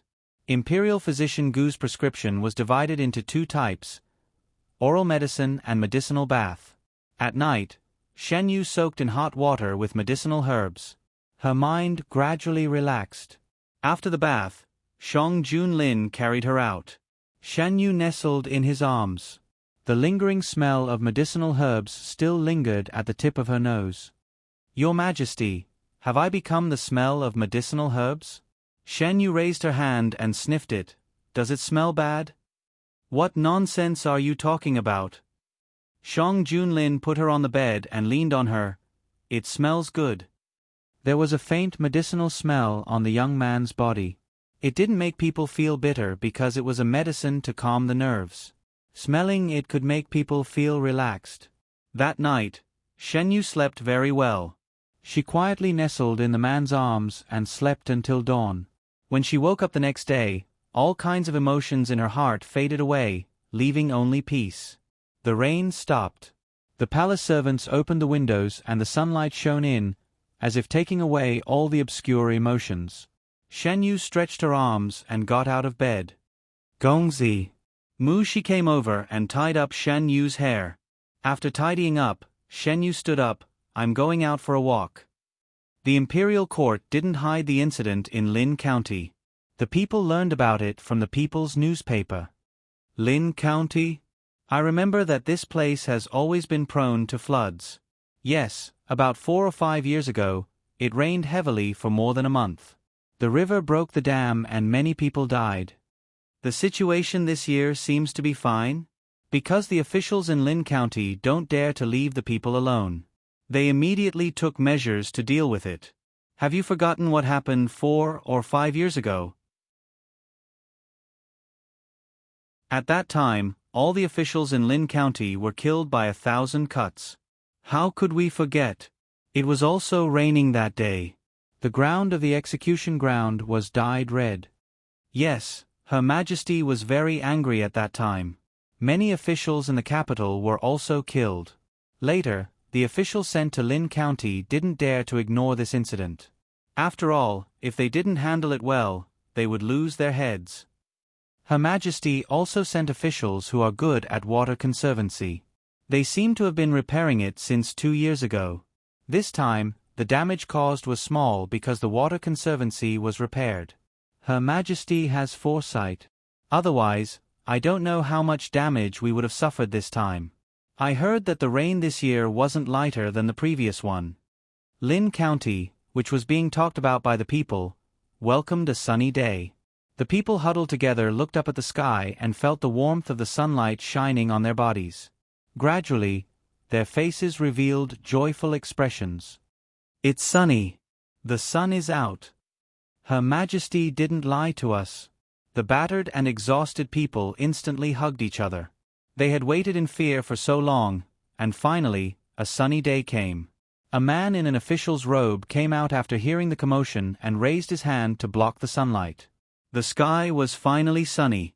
Joy spread among the crowd. Suddenly, a person collapsed without warning and screamed. The man in the official's robe touched his forehead. I'll go and take a look. Okay, be careful. After a while, the subordinate came back with a heavy expression. It's a fever. The man in the official's robe's heart sank. Separate the crowd and call a doctor. The scene they didn't want to see the most might happen. The joy brought by the sunny day was covered with a layer of gloominess. Sir, the imperial physician sent by the imperial court has arrived. Quickly invite him in. Imperial physician Wu took the lead and went to the patient's place. Several officials followed him. One of them said, as soon as we found something wrong, we separated the people. We'll have to trouble the imperial physician to take a look. Imperial physician Wu felt the pulse one by one. His heart sank slightly. Just as he was about to say something, he suddenly remembered what Guijun said after he was summoned to the palace before he went to Subei. The situation of these people was very similar to what Guijun said. Young master, I found this. In Yuzhong Palace, Mu Shi handed a small ball of paper to Xin Yu. Where did it come from? When I went out today, I was bumped by a little palace maid. When I came back, I found this on my body. Mu Shi didn't know what was written on it and didn't open it without permission. Open it and take a look. Mu Shi leaned to the side and opened the paper. There's only one address written on it. Oh. Mu Shi looked at it several times, but there was only one address in the middle. She hesitated and said, "How should we deal with this?" Shen Yu supported his chin with one hand and said casually, "Throw it away.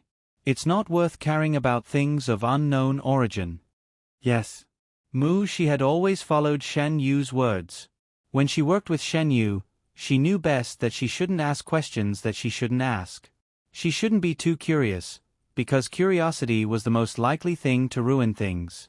Although this paper ball was given to her, she didn't have anything on her at all. Then the other party's target was obviously Shan Yu. Mu Shi would never allow the young master to be hurt because of her. "Young master, should we investigate that palace maid? If you go to look for her now, you probably won't find her." Shan Yu chuckled. The fact was just as Shan Yu said. When Mu Shi went to look for her that day, she didn't find the palace maid at all. It was as if she had evaporated into thin air. Outside the palace, in the sky room of the Yingxing Tower, a tall young man stood by the window. He was dressed in white and had a cold temperament, but his eyes were covered with a layer of white cloth. "You're just a child. Why don't you have any curiosity?" The man in white spoke. His tone seemed to be very distressed. "Scholar, do you need me to bring the person here?" If no one spoke, almost no one would notice that there was another person in the room besides the man in white. It was a man wrapped in a pitch-black robe. His voice was slightly hoarse. He half knelt on the ground and his attitude was very respectful. The Emperor of the Great Huan Kingdom protects people like protecting his eyes. "How can you bring the person here?" "Last time, I finally met him. Unfortunately, time was limited and I couldn't talk to him." The man in white was used to his subordinate silence and said to himself, "It's the first time we meet. I should prepare well."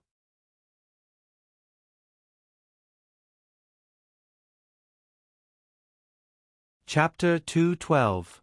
After that day, there were no more abnormalities in the palace. Shen Yu thought about it and told Shang Junlin about it. The location on the note was outside the palace. It was not a secret place. Shan Yu and Shang Junlin had even been to this place before. It was unknown whether the person on the other side was conceited or well prepared to meet here. "Where's the note?" Shang Junlin frowned slightly after hearing it. "I asked someone to throw it away." That person's purpose was unclear. He only gave a location. Who knows what he wanted to do? I simply pretended that I didn't see it. It was just a note without any beginning or end. Shan Yu would be stupid if he really went to meet someone because of this. "A Yu is really..." Shang Junlin stroked Shan Yu's cheek. "Just throw it away. It's not a big deal. What does that palace maid look like? I'll ask someone to check it out." Shan Yu called Mu Shi. According to Mu Shi's description, Eunuch Meng led people to search the entire palace and found a match. "Your Majesty, Your Highness, I found someone, but, according to that person, she has never seen Mu Shi. When Mu Shi went to meet her in person, she acted as if she didn't know her at all." Eunuch Meng reported the results of his investigation. "Why didn't Mu Shi find her when she went to look for her that day?" Shan Yu asked. "Because that palace maid was in a coma for the whole day. She only woke up on the third day. The other palace maids with her also said that they didn't see her that day." Eunuch Meng's investigation was very detailed. He found out a lot of things that Mu Shi didn't find out. So, either this palace maid is lying, or this matter really has nothing to do with her. Someone took her identity and sent the note to Mu Shi. Shan Yu pondered. The palace was heavily guarded. How did that person pass through the layers of guards? Was it someone who was already in the palace, or was it someone from outside? Shan Yu suddenly remembered the person who suddenly appeared in his room at the horse farm that day. If this person really existed and was not someone he dreamed of, was there any connection between this and what happened in the palace this time? After Eunuch Meng finished his report and left, Shan Yu was still thinking about this matter. Why don't we send someone to that place to take a look? Shang Junlin sat beside Shin Yu and pulled her into his embrace. The location on the note is Yingxing Tower. It's too high profile. I don't know what he wants to do. Shen Yu half closed his eyes, various thoughts flashing through his mind. No matter what they want to do, we will not let anyone have the chance to hurt you. Shang Junlin ordered the hidden dragon guards to secretly investigate the guests who appeared in Yingxing Tower and submit a list of suspicious people. At the same time, the security in the palace was tightened, especially in Yuzhong Palace. Those with unknown identities and insignificant people were not allowed to enter. The hidden dragon guards submitted the list of people who came to the capital and stayed in Yingxing Tower. Shang Junlin opened the list and let Shan Yu take a look. The list listed everyone's background. To the hidden dragon guards, these things were not difficult to investigate. However, they could not determine who was suspicious just by looking at the list. How's the situation at Yingxing Tower? It's the same as usual. Nothing unusual. If the person on the other side really wants to see me, he will find a chance to see me. Under the candlelight, Shan Yu's eyes were cold. We shouldn't be the ones who should be anxious. That's right. Shang Junlin put his hand on Shan Yu's hand. The young man's body temperature had always been low. It was as if he needed to be held in someone's arms to warm up. Shan Yu leaned on the man lazily. There is one thing that I didn't tell your majesty. I thought that I mistook the dream as reality. However, after she suddenly received a note from an unknown source, I thought about it carefully. It shouldn't be my imagination. What is it? Shang Junlin stopped stroking the back of Shan Yu's hand. That day, after I went to the horse farm, I fell asleep in the evening. I felt that someone appeared in the house. I thought it was your majesty. After I asked Mu Shi, I found out that no one came in at that time. This was one of the reasons why Shan Yu mistook the dream as reality. At that time, he was sleeping in the inner room. Mu Shi was guarding the outer room. There were also guards outside. It was impossible for anyone to sneak in quietly. Why didn't you tell me at that time? The hand that was originally loosely covering the back of Shan Yu's hand suddenly clenched. Shang Junlin felt a lingering fear. If that person wanted to harm Yu, wouldn't he not know the reason when it happened? Yu, no matter what happens in the future, you have to tell me, okay? The man's tone was low. Shan Yu could feel the nervousness in Shang Junlin's heart under his seemingly calm tone. He rubbed the man's shoulder. I didn't feel any malice from that person. After I woke up, I didn't feel any discomfort in my body. Otherwise, I would definitely tell your majesty. Your majesty, don't worry. Didn't Imperial Physician Gu check my pulse later? I'm really fine. I'm still worried. Let Imperial Physician Gu take a closer look. It's already so late. Don't bother Imperial Physician Gu. The distance from the outside of the palace to Yuzhong Palace was not short. I'll send someone to pick him up, Meng Chong. Eunuch Meng pushed the door open and walked in. Your Majesty, what are your orders? Arrange for a few people to bring Imperial Physician Gu to the palace. If it was something else, Shan Yu would persuade Shang Junlin and he would most likely listen. However, when it came to Shan Yu's health, Shang Junlin was very insistent. Shan Yu's persuasion was fruitless, so he could only give up. It was also good to let Imperial Physician Gu take a look at Shang Junlin. When Imperial Physician Gu arrived, he was stopped by Shang Junlin before he could greet him. Let Guijun take a look at him directly. Shan Yu stretched out his hand. His arm was very thin. After more than a year of recuperation, his body was very well nourished. His originally pale skin had become lustrous, just like the best mutton fat white jade. After Imperial Physician Gu finished taking Guijun's pulse, he was slightly relieved. He was called to the palace in the middle of the night. He thought that there was a big problem with Guizhuan's health. Guizhuan's health is fine. Your Majesty and Guizhuan can rest assured. Shan Yu withdrew his hand and covered his arm with his wide sleeves. He lowered his head and tidied up his sleeves. I told you he was fine, but your Majesty didn't believe me. Now your Majesty can rest assured, right? It's naturally the best that a Yu is fine. A new memorial was handed over from Lin County. It first said that the heavy rain in Lin County had stopped. Before the courtiers could breathe a sigh of relief, the next news stunned them. There was an epidemic in Lin County. This was more difficult to deal with than a flood. An epidemic was often accompanied by a large number of deaths. It was a heavy blow to every place where an epidemic occurred. Your Majesty, please send more people. We must not let the epidemic spread. The imperial court was busy again. Orders were issued one after another and were carried out in an orderly manner. Young master, I just received news from the palace servants in the front hall that there was an epidemic in Lin County. Shen Yu's hand paused. The words he had written were scrapped. He put down the pen and folded the paper. How is the situation?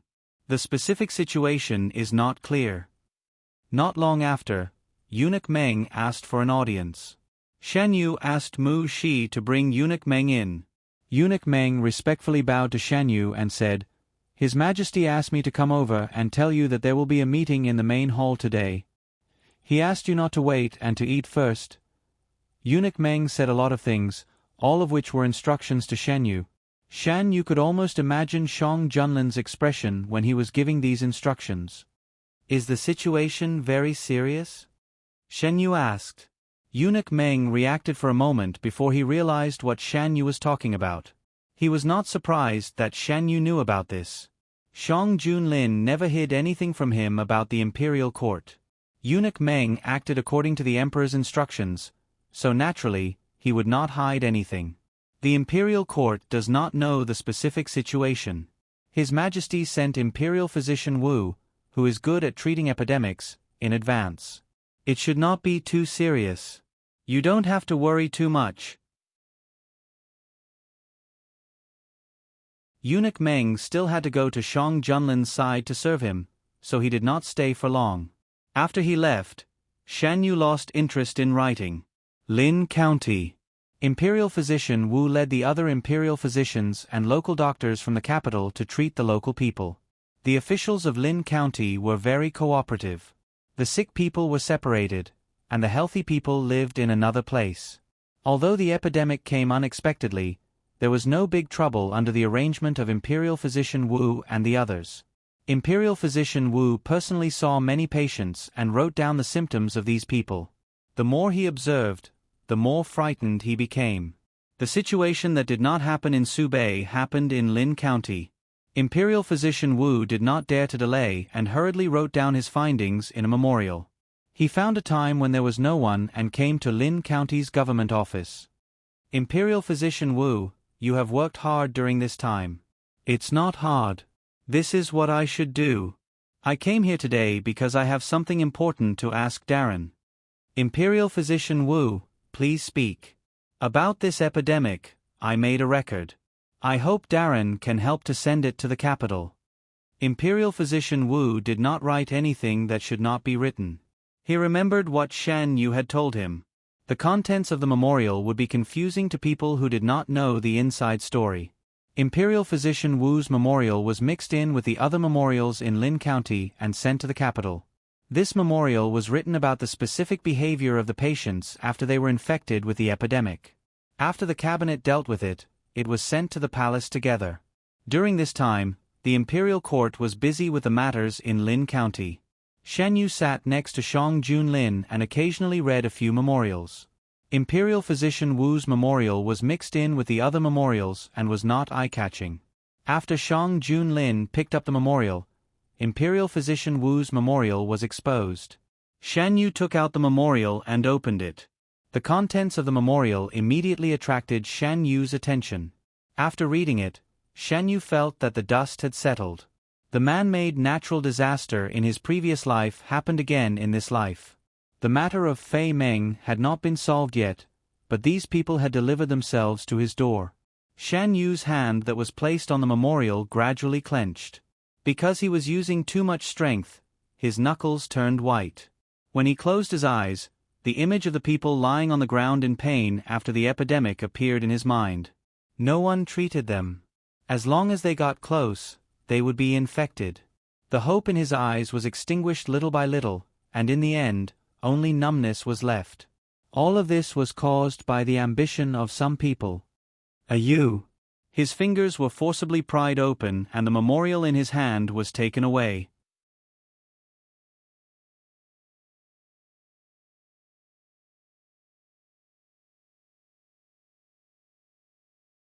Chapter 213.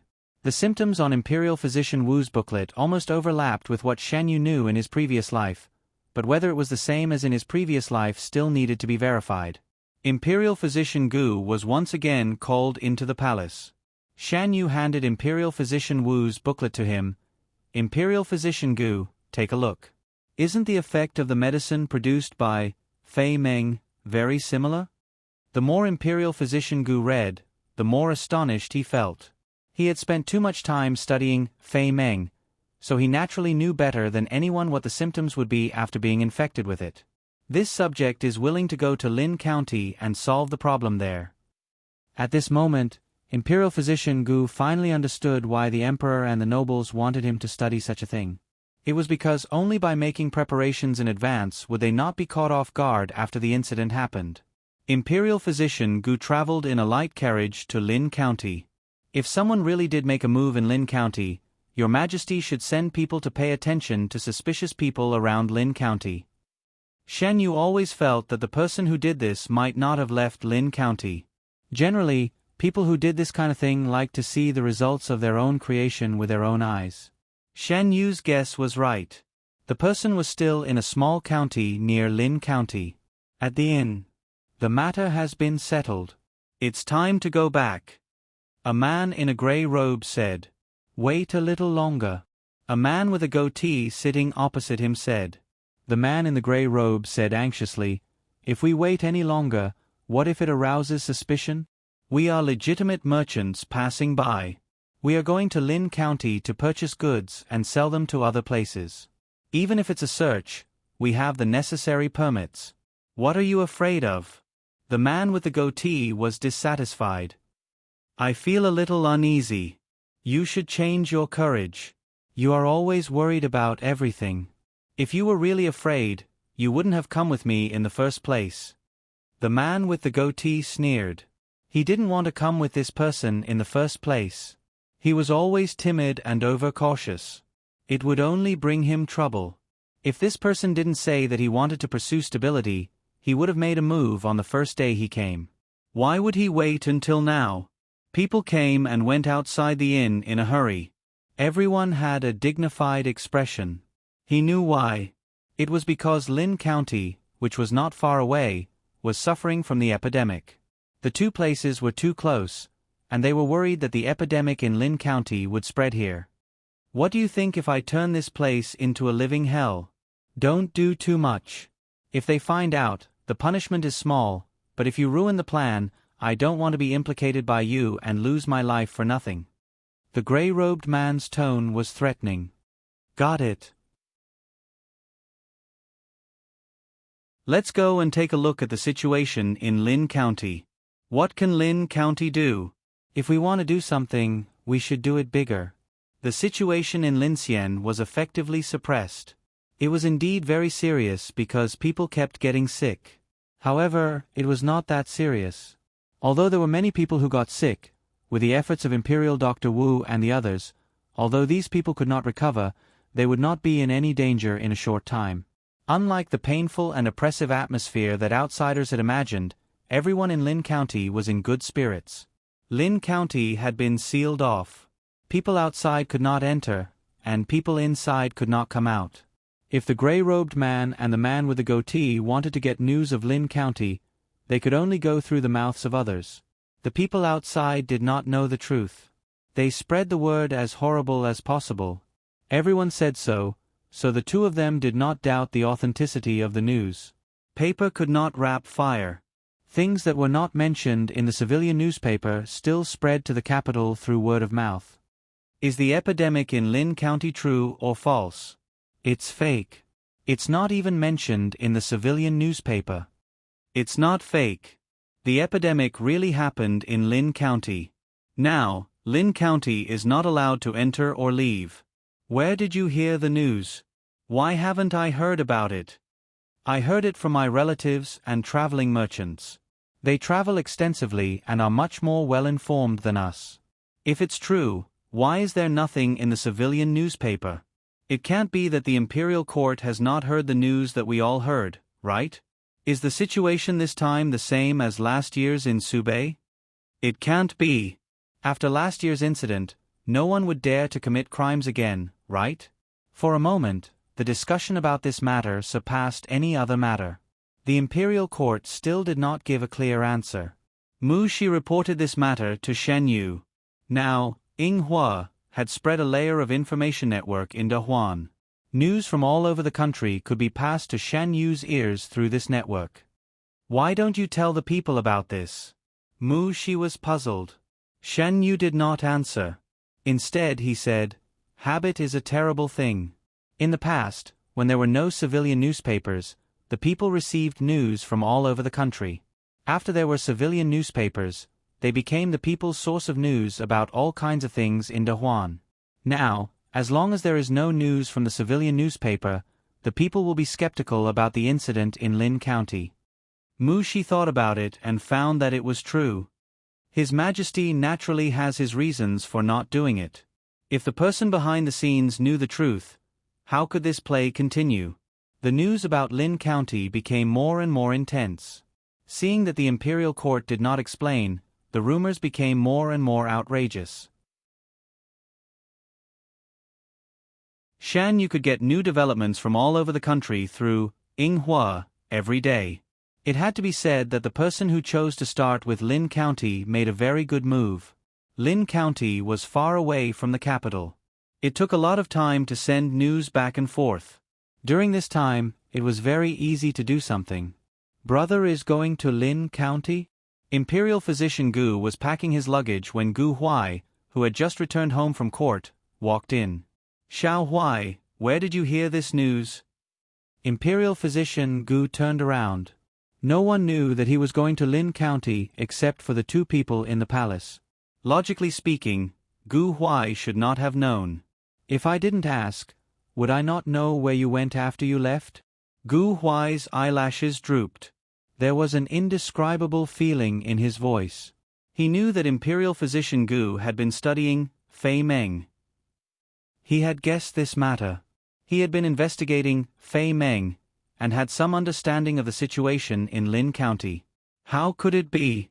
Imperial physician Gu put down what he was doing and walked towards Gu Huai. "Even if you didn't ask, I would tell you. You are my younger brother. I will not hide it from anyone but you. Brother, can you not go? It is very dangerous there." Gu Huai lowered his voice. He suddenly felt like a young boy who was acting spoiled to him. Did His Majesty ask brother to go? I can go to the palace to find His Majesty and ask His Majesty to change someone else. There are so many imperial physicians in the imperial hospital. Why must brother go? Xiao Huai. Imperial physician Gu grabbed Gu Huai's arm. It was not His Majesty. Brother wanted to go himself. His Majesty did not agree at first. Imperial physician Gu pulled Gu Huai to sit down and explained in a gentle voice. In the beginning, Shang Junlin did not agree with Imperial physician Gu going to Lin County. The reason was simple. He needed to stay behind to look after Guijuan's health. It was Imperial physician Gu who fought for this opportunity. He had studied Fei Meng for so long. In terms of understanding, no one in the imperial hospital could surpass him. If he went himself, he would have a better chance. He also knew that Gu Huai did not allow him to go because he was worried about him. He raised a hand to pat the head of the youth who was already taller than him and comforted him. "Brother will be fine. I want to go with brother." Gu Huai suddenly spoke. No. Imperial Physician Gu refused without thinking. The situation in Lin County is strange. I will ask His Majesty for permission to investigate. I will not interfere with brother's decision. Brother, don't stop me, okay? Gu Huai was a man of his words. When he went to court the next day, he took the initiative to volunteer. Shang Junlin was already considering suitable candidates. Gu Huai was the one he was most satisfied with. However, since Imperial Physician Gu wanted to go, he did not want to put the two brothers in danger. Therefore, he did not say anything. Have you thought it through? Shang Junlin gave him a chance to change his mind. Yes. This subject is willing to work for De Huan and help His Majesty. Gu Huai's attitude was firm. Since you have such a heart, I will fulfill your wish. Thank you, Your Majesty. After court, Shang Junlin returned to Yuzhong Palace and told Shen Yu about what happened in court. It's just right. If Gu Huai goes, Imperial Physician Gu can go with his people. He cares so much about this brother that he did not hesitate to go with him. He should be able to protect him. Did Imperial Physician Gu tell General Gu about this? Shen Yu went around to Shang Junlin's side and sat down. Gu Huai should have guessed it himself. He was originally investigating Fei Meng, so it's normal for him to have some understanding of the situation in Lin County. Gu Huai's people and Shang Junlin's hidden dragon guards were both investigating Fei Meng. Both sides would occasionally cross paths. Shang Junlin sent the hidden dragon guards to investigate Fei Meng to Lin County. Gu Huai made the conclusion based on this. General Gu is also fine. He is the most suitable candidate. Maybe he can find some useful clues during this trip to Lin County. As the two of them were talking, Mu Shi suddenly came in with something in her hands. Young master, this servant found this. What is it? Shan Yu did not take it. Instead, he looked at the thing in Mu Shi's hands.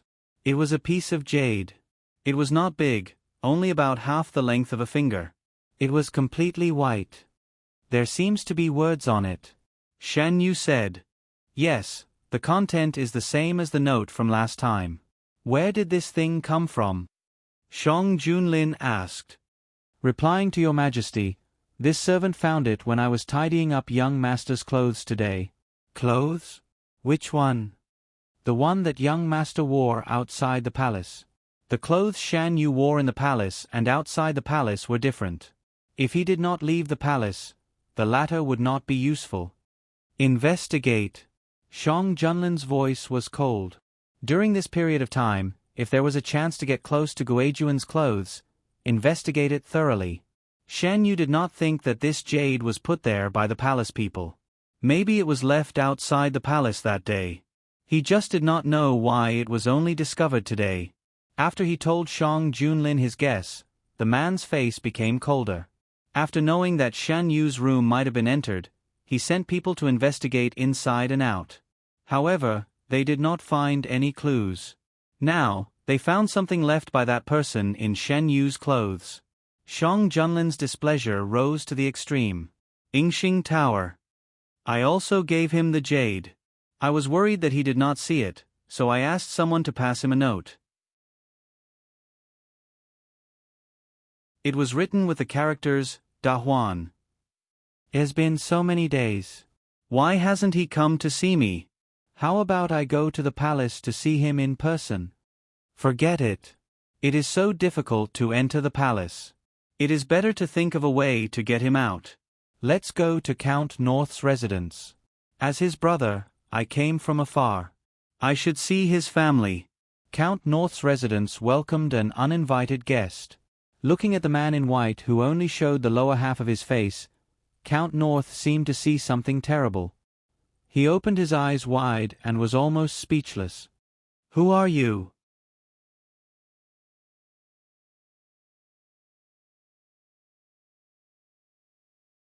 Chapter 2:14. Sir Zhenbei did not expect to see a stranger as soon as he arrived at the study. The man stood in front of the desk with his back to him and seemed to be looking at something on it. Hearing the footsteps, the man turned back. For a moment, Sir Junbei's mind went blank. The memory hidden in the depths of his heart was evoked. Suddenly, he seemed to see the woman standing under the peach tree and smiling at him again. The man was obviously a man, but his face was too similar to the one in his memory. Even the curve of his lips was exactly the same. He blurted out, "Who are you? How did you get in?" Sir Junbei barely suppressed all kinds of emotions in his heart and asked. The study was an important place and was more strictly guarded than other places. The man's face was covered with white silk, but he could walk freely in the mansion without being discovered by anyone. It was enough to show that he was powerful, and Sir Junbei would not take him lightly. "Of course I walked in." The man in white chuckled. "Who are you?" Sir Junbei frowned and asked. "Seeing my face, you can still ask this question. I think you don't have any feelings for your wife who died young." "Don't slander me," Sir Junbei said fiercely. The man in white put away the smile on his face and said coldly, "If you have feelings for her, why did you let her child enter the harem?"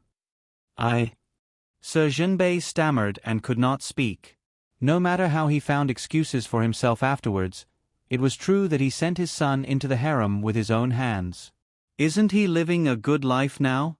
Who in the world can treat him like His Majesty? Count North Marquis told himself for the umpteenth time that he had facilitated this matter, which was beneficial to Shan Yu. No matter how he's doing now, you can't deny your selfishness in doing those things. Seeing that he's doing well now, I won't fuss over this matter with you. Why don't we talk about everything that happened to him before he entered the palace in Count North's residence? Are you here to fight for justice for him? Where were you in the early years? Where were you when he was chased when he was young?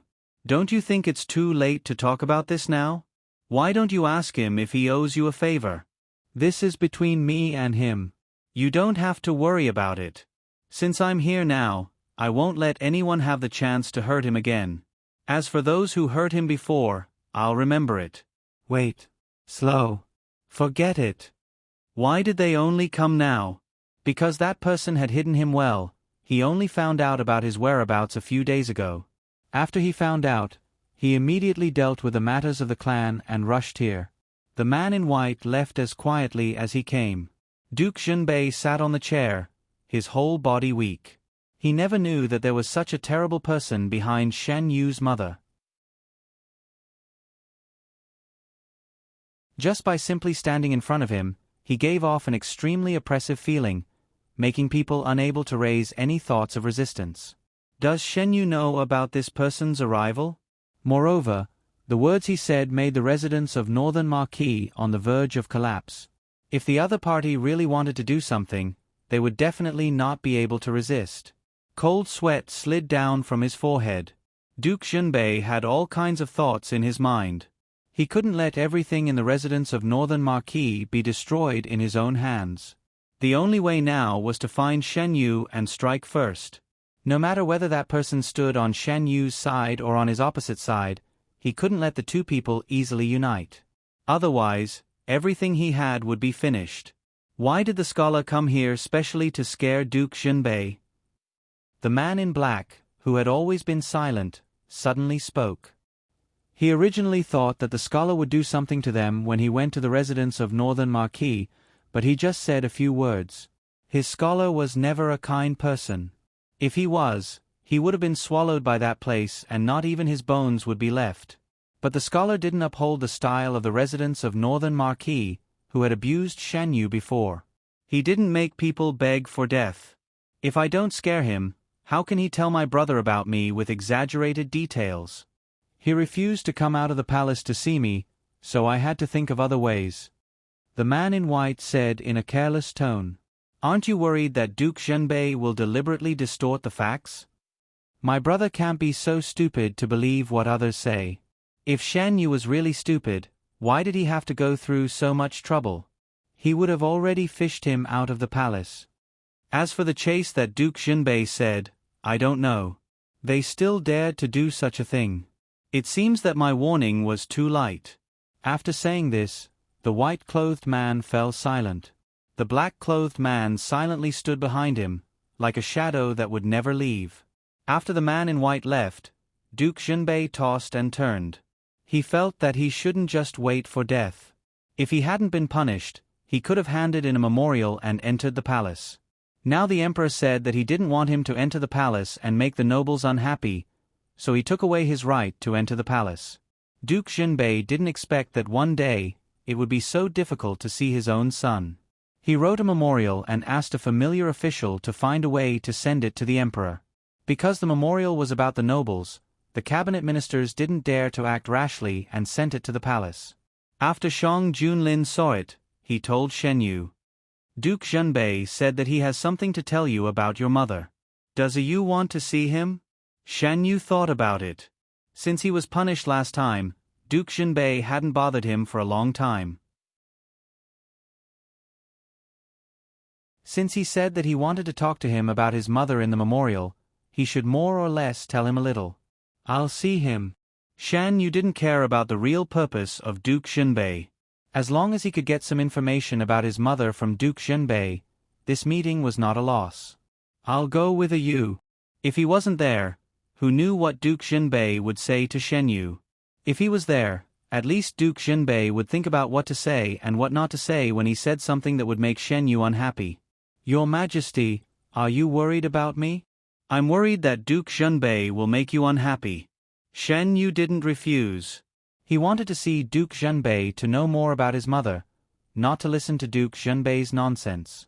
After the memorial was handed in, Duke Junbei was very nervous. Finally, on the third day, the official he asked brought him good news. His Majesty said that Marquis should come to the palace tomorrow afternoon. He also said that Marquis wanted to see him for something. When the time comes, you can just talk about this one thing. Don't waste His Majesty's time with other unimportant things. After hearing this, Duke Junbei felt bitter in his heart. The Emperor was warning him not to make the nobles unhappy. When did he have to worry about this and that when talking to his own son? I understand. Shan Yu's people paid attention to every move of Duke Junbei's mansion. Naturally, they also saw this scene. After the news was sent to Yuzhong Palace, Shan Yu's expression was cold. Is there anything unusual in Duke Junbei's mansion these days? In the past, Shan Yu went to Duke Junbei's mansion to ask about something that Duke Junbei refused to say. Why did he suddenly want to say it this time? No matter how he looked at it, this matter was not normal. We didn't find anything unusual. If you want to say, before handing in the memorial, Duke Junbei locked himself in the study for the whole afternoon. When he came out, he looked very bad. She recalled the news that was handed in. Was there anyone else in the study at that time except him? No, our people didn't see anyone go in. It's strange that after that day, Duke Junbei didn't go to the study for several days. In the blink of an eye, it was the day for Duke Junbei to enter the palace. When Duke Junbei came to Yuzhong Palace, the first thing he saw was the two people sitting side by side intimately. Your Majesty, Your Majesty.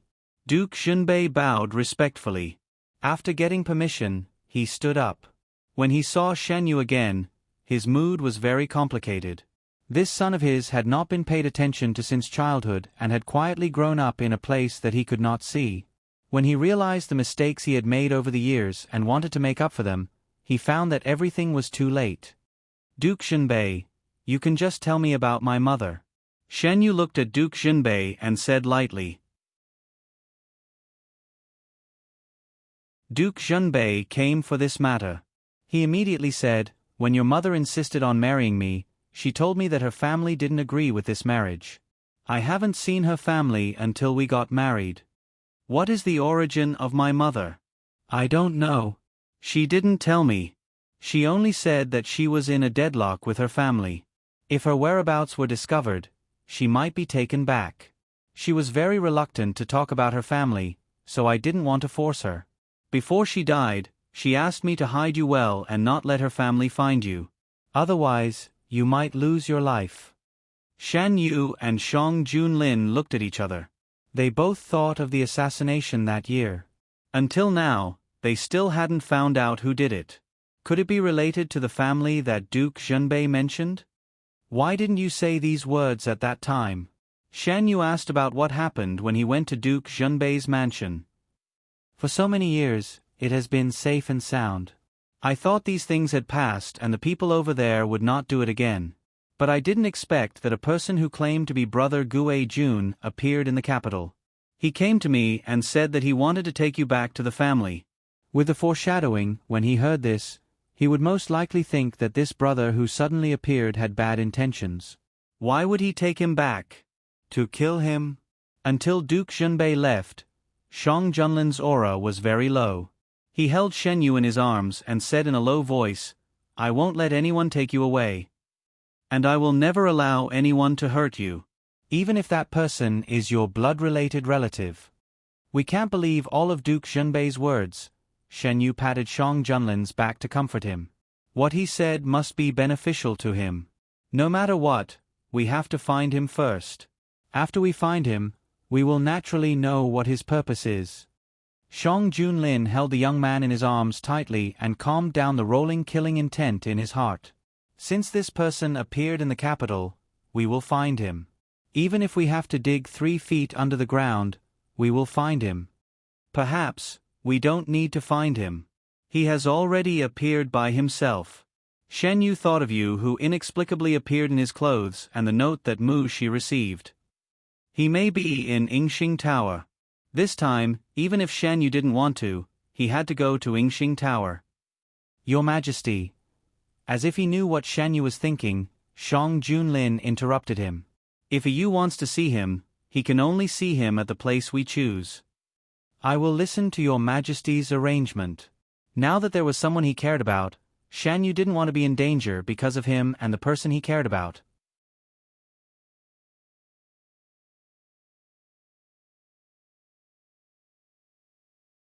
Chapter 215. I will arrange everything. If he really wants to find you, he will come looking for you as long as he has the chance. Shang Junlin stroked Shan Yu's hair on his forehead.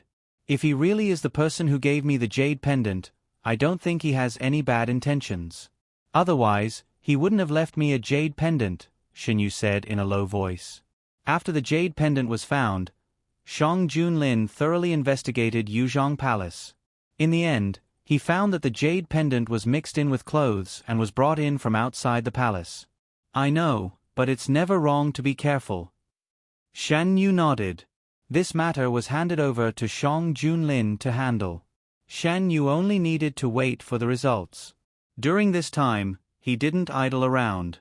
He asked the people of Yinghua to investigate the guests of Yingxing Tower. Young master, this is what we found during this period of time. Mu Shi presented a booklet. Shen Yu took it, but didn't open it immediately. Instead, he said, Mu Shi, do you think the person who appeared this time is beneficial to me or harmful to me?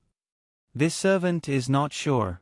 But based on this person's behavior, it doesn't seem like he will harm young master.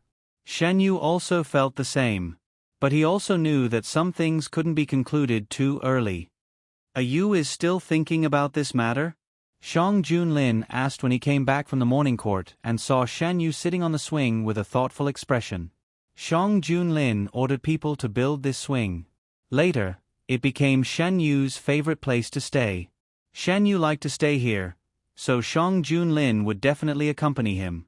Over time, Shang Junlin set up a place next to the swing to make it convenient for Shang Junlin to review memorials. When the government affairs were busy, Shan Yu would sit on the swing and read a novel.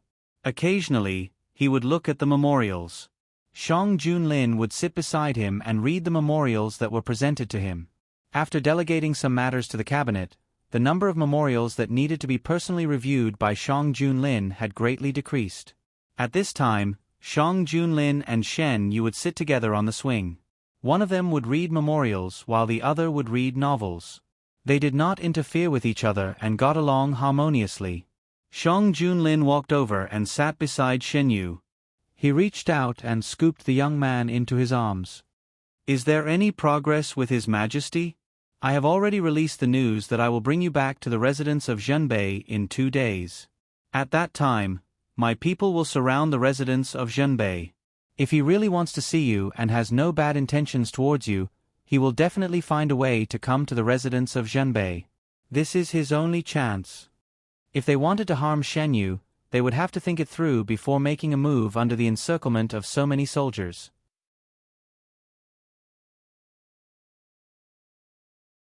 Why did His Majesty choose the residence of Zhenbei? Shan Yu leaned on the man's shoulder and slightly tilted her head. Her soft hair rubbed against the man's face, which was a little itchy. The news was sent by Zhenbei Ho. It's just right to choose the residence of Zhenbei. Shang Junlin raised his hand and brushed away a strand of hair beside Shen Yu's face. I don't know how Zhenbei Ho feels now. Zhenbei Ho's mood was very complicated. Shan Yu had been in the palace for more than a year. Although she had returned to the residence of Zhenbei several times, those times were different from this time. This time, the emperor announced it personally. On the one hand, it showed that he valued Shan Yu.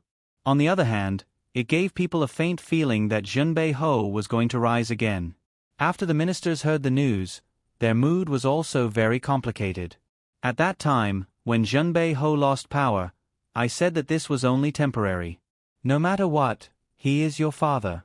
His Majesty loves the house and its crow. He will not be ruthless to the residents of Zhenbei Ho. Who would have thought that after so many days of indifference to Zhenbei Ho, His Majesty suddenly said that he would take your father back to visit his relatives. Those who haven't fallen out with Duke Zhenbei are probably secretly happy. His Majesty really wants to put Zhenbei Ho in an important position this time? For a time, the residence of Zhenbei Ho, which no one cared about before, welcomed all kinds of guests. After sending away another group of guests, Zhenbei Ho rubbed his eyebrows tiredly. Isn't this a good sign? Why are you still frowning? His confidant came out from the inner room and was puzzled when he saw Zhenbei Ho's appearance. Zhenbei Ho couldn't tell. He just felt that things would not be as optimistic as they appeared on the surface. You don't have to think too much. As long as His Majesty favors your father, the residents of Zhenbei Ho can enjoy a day of glory. His Majesty can't spoil your father while attacking the residents of Zhenbei Ho. What you said is reasonable. Since His Majesty wants to accompany your father back, the residents of Zhenbei Ho should prepare well. There can't be any impoliteness. Because of the visit, everyone in the residence of Zhenbei Ho was busy. Such a big movement couldn't be hidden. What's more, Zhenbei Ho didn't intend to hide it. Shan Qingran got the news from the servants of the residence of Zhenbei Ho. Since Shan Yu entered the palace, his treatment in the residence of Zhenbei Ho was getting worse day by day. Now it was even to the point where no one cared about him. He couldn't compare to the treatment of the young master of Zhenbei Ho's family. His utility was reduced, and the place where he lived was far worse than before. Shen Qingran sat under the eaves, and his heart was at a loss. When he tried every means to send Shen Yu into the palace, he didn't expect that the final result would be like this. The maids and manservants chattered about Shen Yu's return to the residence of Zhenbei Ho to visit the residence of Zhenbei Ho. Their faces were full of yearning, and they completely forgot that when Shen Yu was in the residence of Zhenbei Ho, they didn't even bother to look at him because he wasn't liked by the residents of Zhenbei Ho. In the middle of the night, Shan Qingran was awakened by a cold wind. He opened his eyes and found that the window was opened by someone. He didn't know where the servants were hiding, so he could only get up and close the window himself. Just as he was about to close the window, he saw a small paper bag left by someone by the window. He paused his action. He reached out and picked up the paper bag. He found a line of words under the paper bag.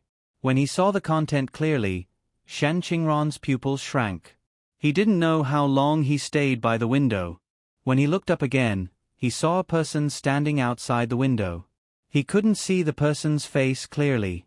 He heard the person outside the window say, "Do you want to destroy Shen Yu? As long as you take the things inside with you and get close to Shen Yu, you can achieve your goal. This is your only chance. You have to think clearly." "Who are you?" No one answered him. The wind at night was very cold. Shan Qingran looked down at the paper bag in his hand. The light in his eyes was flickering. Did he want to destroy Shen Yu? He thought. He thought about it all the time. especially when the servant girls enviously talked about Shan Yu's treatment in the palace. He couldn't wait for that person to disappear forever. The hand holding the small paper bag kept clenching, and an idea gradually became clear in his mind. Everything that happened in the Count of Zhenbei's residence didn't affect Shan Yu. He leaned on the soft couch, supported his head with one hand, and said helplessly, "Just find a few sets of clothes." Mu Shi tidied up the clothes and said, "Gongzi, this time when you go to the Count of Zhenbei's residence, you must be glamorous. Let those people see that Gongzi is living a good life now." Since she knew that Shan Yu was going to visit his parents, Mu Shi had been busy preparing clothes, accessories, all kinds of things. She swore that after Shan Yu went to the Count of Zhenbei's residence, she would become the object of everyone's envy. Shan Yu didn't want to disturb her mood and put his attention back to the book in his hand. He found this book in the library pavilion. It recorded what happened during the reign of the late emperor. He thought that his mother was active in the capital during this period. Maybe he could find some useful information from the book. Unfortunately, he didn't find any useful clues after reading it several times. However, he saw some things about the late emperor and the late empress. When the late emperor had just ascended the throne, there was a period of time when he and the late empress were very loving. The two of them would go to watch polo games together. Later, something happened and the late empress suddenly fell out of favor. As a result, Shang Junlin's status also plummeted. The news that His Majesty personally accompanied His Highness to visit his parents flew everywhere as if it had grown wings. People everywhere in the capital talked about it. The man in white was in the Yingxing Tower, so he naturally received the news. His Majesty really treats His Highness well. This time, he actually personally accompanied His Highness to visit his parents. Even if it's an ordinary family, being accompanied by their husband to visit their parents shows that they are valued by their husband and his family. His Majesty is the Son of Heaven, but he is willing to do such a thing. It's really enviable. Recently, my wife and daughter always like to talk about this matter. When they talk about it, their tone is full of envy. I have already promised to accompany my wife to visit her parents' home. It turns out that I'm not the only one. I also agreed. The man in white sat by the window and silently listened to the discussion below. In these 2 days, what he heard the most was that His Majesty was going to accompany His Highness to visit his parents' home. It seems that if we want to see His Highness, we have to go to the residence of Count North. The man in white whispered. This morning, the residence of Count North was very busy. Count North personally waited at the door with people, waiting for the arrival of Shan Yu and Shang Junlin. The sun gradually rose. The housekeeper wiped the sweat on his forehead and didn't dare to move his eyes away from the outside for a moment. They're coming, quickly. Shan Yu and Shang Junlin were respectfully welcomed into the residence. When walking through the corridor, Shan Yu's footsteps paused. Shang Junlin held his hand and felt his strangeness. He asked, "What's wrong?" "I think I saw my younger brother." Although it was just a glance, Shan Yu could feel the other party's jealous gaze on him. Their voices were not loud. Count North was behind them, so he could faintly hear a little. Shan Yu and Shang Junlin were welcomed into the main hall. At this time, the male host of the residence should be the one to entertain the guests of his husband's family. The female host should go to the backyard with the other female members of the family. However, Shan Yu was also a man.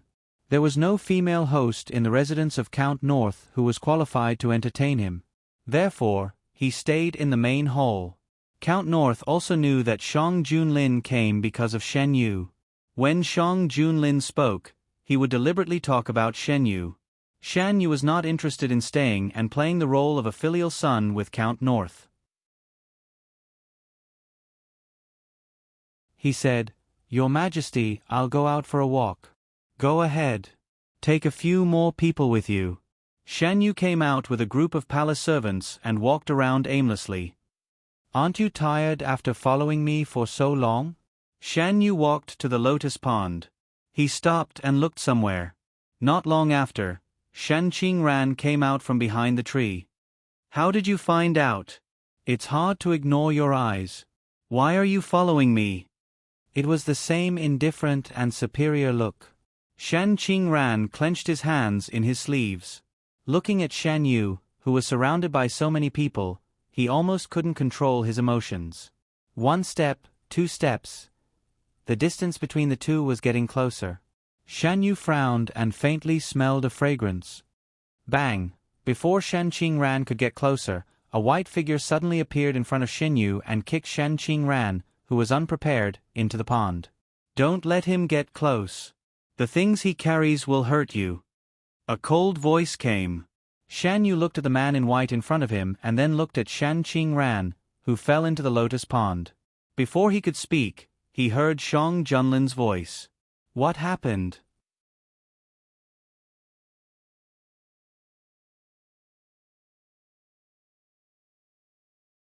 Chapter 216. Zhen Bei Ho followed behind Shang Junlin. When he saw this scene, his heart turned cold. He knew that Shan Yu and Shan Qingran were not on good terms. Today, he specially ordered Shan Qingran not to come out if there was nothing important. Shan Qingran agreed verbally. In addition, during this period of time, Shan Qingran changed his style and did not make much trouble in the residence. Therefore, he relaxed his vigilance. He never expected that such a scene would be waiting for him.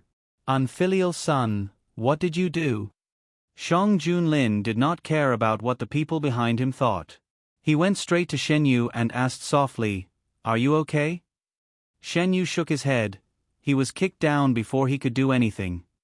Shang Junlin then diverted some of his attention to the man in white who was protecting Shen Yu. The man was dressed in white. He was tall and had a half-finger-wide white cloth covering his eyes. The lower half of his face was exposed and was very similar to Shen Yu's. "It's you?" Before Shang Junlin could speak, Zhen Bei Ho's shocked voice came. "Oh, Zhen Bei Ho knows him?" This. Zhen Bei Ho was at a loss. What should he say? If he told the truth, wouldn't it mean that he had lied in front of the emperor? But if he did not tell the truth, this man would definitely not let him go since he had already appeared here. Why did Zhen Bei Ho stop talking? The man in white asked. His voice was like ice, cold and with a trace of coldness. Shan Qingran was still soaking in the water. He knew that his plan would not succeed. It was so close. It was all because of this man who suddenly appeared. Who was he? The water was not cold after being exposed to the sun for a long time. However, he was not good at swimming and would still feel very uncomfortable after staying in the water for a long time. Why was Shen Yu so lucky? He could succeed in everything he did. Everyone was protecting him. Even this young man in white who suddenly appeared stood on his side without saying anything. How could he not be better than Shen Yu? Shen Qingran was not reconciled. The jealousy in his heart was like wild grass, spreading layer by layer. He didn't even notice how he was looking at Shen Yu. Sensing his gaze, Shen Yu looked back. "Your Majesty, let's deal with Shen Qingran first," Shen Yu said, breaking the silent deadlock. The bodyguards received the order and dragged Shen Qingran out of the water. Shen Qingran could not resist at all. He was forced to kneel on the ground. "Shen Qingran, what do you want to do to me?" Shan Yu looked down at the person kneeling on the ground. Shen Qingran gritted his teeth and looked back. He was in such a sorry state. Shan Yu was dressed luxuriously and was well protected in the middle of the crowd. As for him, his clothes were soaked and his wet hair was stuck together. He was in an indescribable sorry state. "I just want to talk to brother." Shen Qingran looked down, looking a little pitiful. "If you just want to talk to me, you don't have to bring anything that can harm me." Shan Yu's voice was cold. "Brother, why do you believe the words of an unknown person?" "I don't have anything on me." "If you don't believe me, you can search me yourself. Don't go over. This person is full of lies. If you go over, he will get what he wants." The man in white said. Of course, Shan Yu would not go over. It was not that he believed the man in white so easily, but it was not normal for Shan Qingran to come to him for no reason. His relationship with Shan Qingran was not at the level of catching up. Also, Shen Qingran's gaze was crazy when he looked at him. He wanted to get rid of him quickly. Under such circumstances, Shan Yu would not go near him no matter what. There was no need to go near him. Go and search him. Shang Junlin ordered coldly. Shang Junlin would not take Shen Yu's matter lightly, no matter how small it was.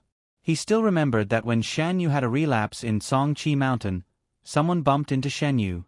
A short touch could induce Shen Yu's relapse. It was very abnormal for Shan Qingran to go near Shen Yu under such circumstances. The imperial bodyguard was very rough. After searching for a while, he found a small pouch in Shen Qingran's arms. "It's just a pouch for powder," Shen Qingran said in a low voice. The imperial bodyguard was about to present the pouch when he was stopped by the man in white. "Don't let this thing go near your Gue Jun." The imperial bodyguard who was holding the pouch looked at Shang Junlin questioningly. "You stand further away. Take Shen Qingran away and interrogate him." Shang Junlin made the decision almost without thinking. His last hope was dashed. Shen Qingran's face turned ferocious for a moment. He watched as Shan Yu was protected in the arms of the handsome emperor like a pearl. Jealousy was like a poisonous snake with long fangs, madly gnawing at his heart. The imperial bodyguard was very strong and did not give him a chance to struggle at all. He was dragged away. Shen Qingran's matter was temporarily solved. The next thing was the sudden appearance of the man in white. Seeing Shen Qingran being taken away, Sir Junbei found his voice in panic. "Your Majesty, is there any misunderstanding in this matter?" He did not want to plead for Shen Qingran, but once this matter was confirmed, the crime of murdering the Gue Jun would fall on Sir Junbei's residence. Judging from how much Shang Junlin cared about Shen Yu, the emperor's anger was far from what they could bear. "Sir Junbei wants to plead for Shen Qingran?" Shen Yu turned back from Shang Junlin's arms and looked at Sir Junbei emotionlessly. "The interrogation results are not out yet, and the matter has not been concluded yet. Sir Junbei, why are you in such a hurry to plead for Shen Qingran?" His voice was cold, and it was not difficult to hear the sarcasm in it. I just... Sir Junbei could not say what he was just saying. "If you want to cover up for him, you can accompany Shen Qingran." "Gods, I don't dare." "Your Majesty, please forgive me." Sir Junbei directly knelt down. "May I know your identity?" Shang Junlin no longer cared about Sir Junbei and turned to look at the man in white in front of him. The imperial bodyguards surrounded him vigilantly. As long as he made a slight mistake, he would be besieged. The man did not seem to feel the austere atmosphere and turned to face them. "I have been waiting for Shen Yu's arrival at the Yingxing Tower. I couldn't wait for him, so I had to find him myself." "You sent the jade and the note?" Shen Yu asked. "Yes," the man in white admitted bluntly. "I was afraid that you didn't see it, so I specially asked someone to send a message to your personal maid. That day in the suburbs of the capital, you clearly came. Why didn't you show up? The guards around you are too strict." "If it wasn't for the fact that I had no other choice, why would I use such a complicated method to see you?" Sir Junbei was taken away, and the three of them continued to talk in another place. Both sides tacitly skipped the means used to lure the other out. Shan Yu and Shang Junlin sat together. The man in white sat opposite them. Behind him stood a man in black who was dressed differently from the people of Dahuan. He followed behind the man in white like a shadow. "This is my..." The man in white paused for a moment. "In the words of Dahuan, he is my secret guard. You don't have to care about him." "Why are you looking for me?" Shan Yu held the teacup and asked. "Because you are my younger brother.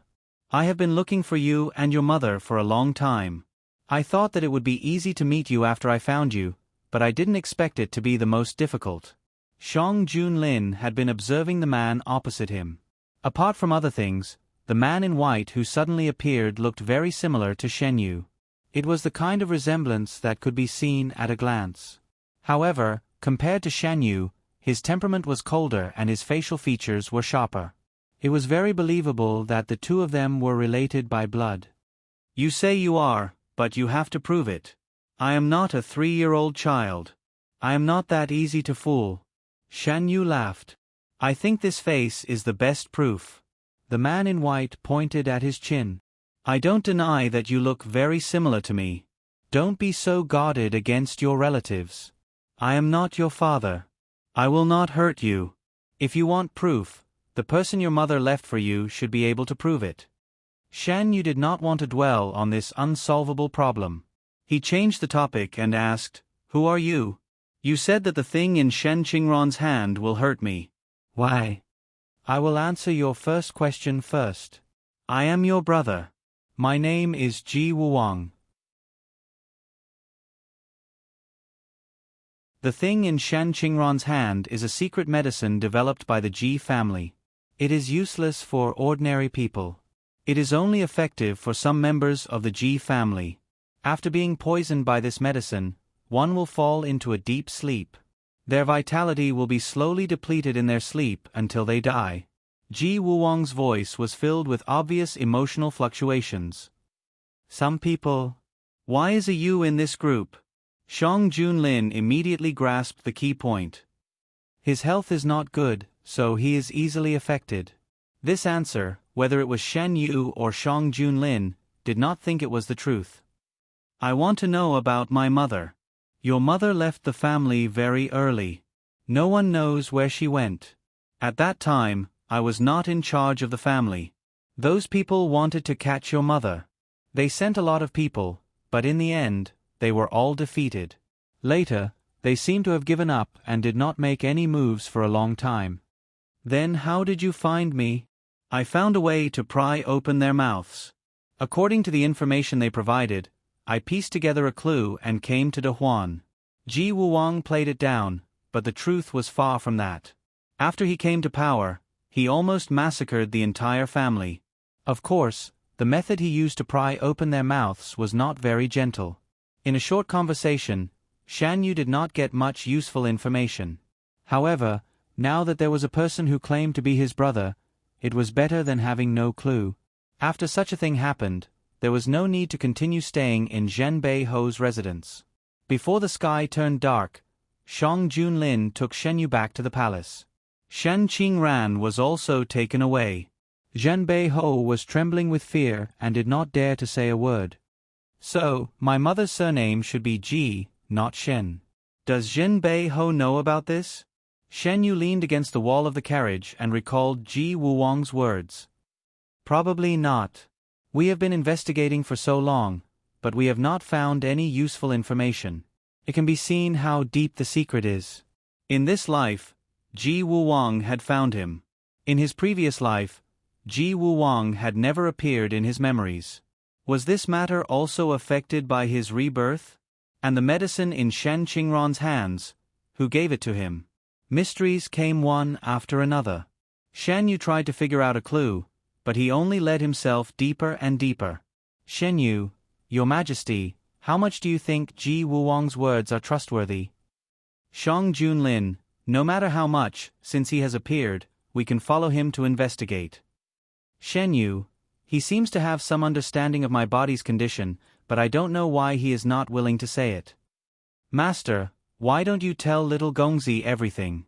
After returning to the Yingxing Tower, the black-robed man who had been following Ji Wuwang asked. Because he does not fully trust me. Moreover, I have not found that thing. Even if I told him, it would only add to his troubles. You're tuning in to the Narrate and Escape YouTube channel. Don't forget to subscribe and join us on this journey to catch the most captivating stories.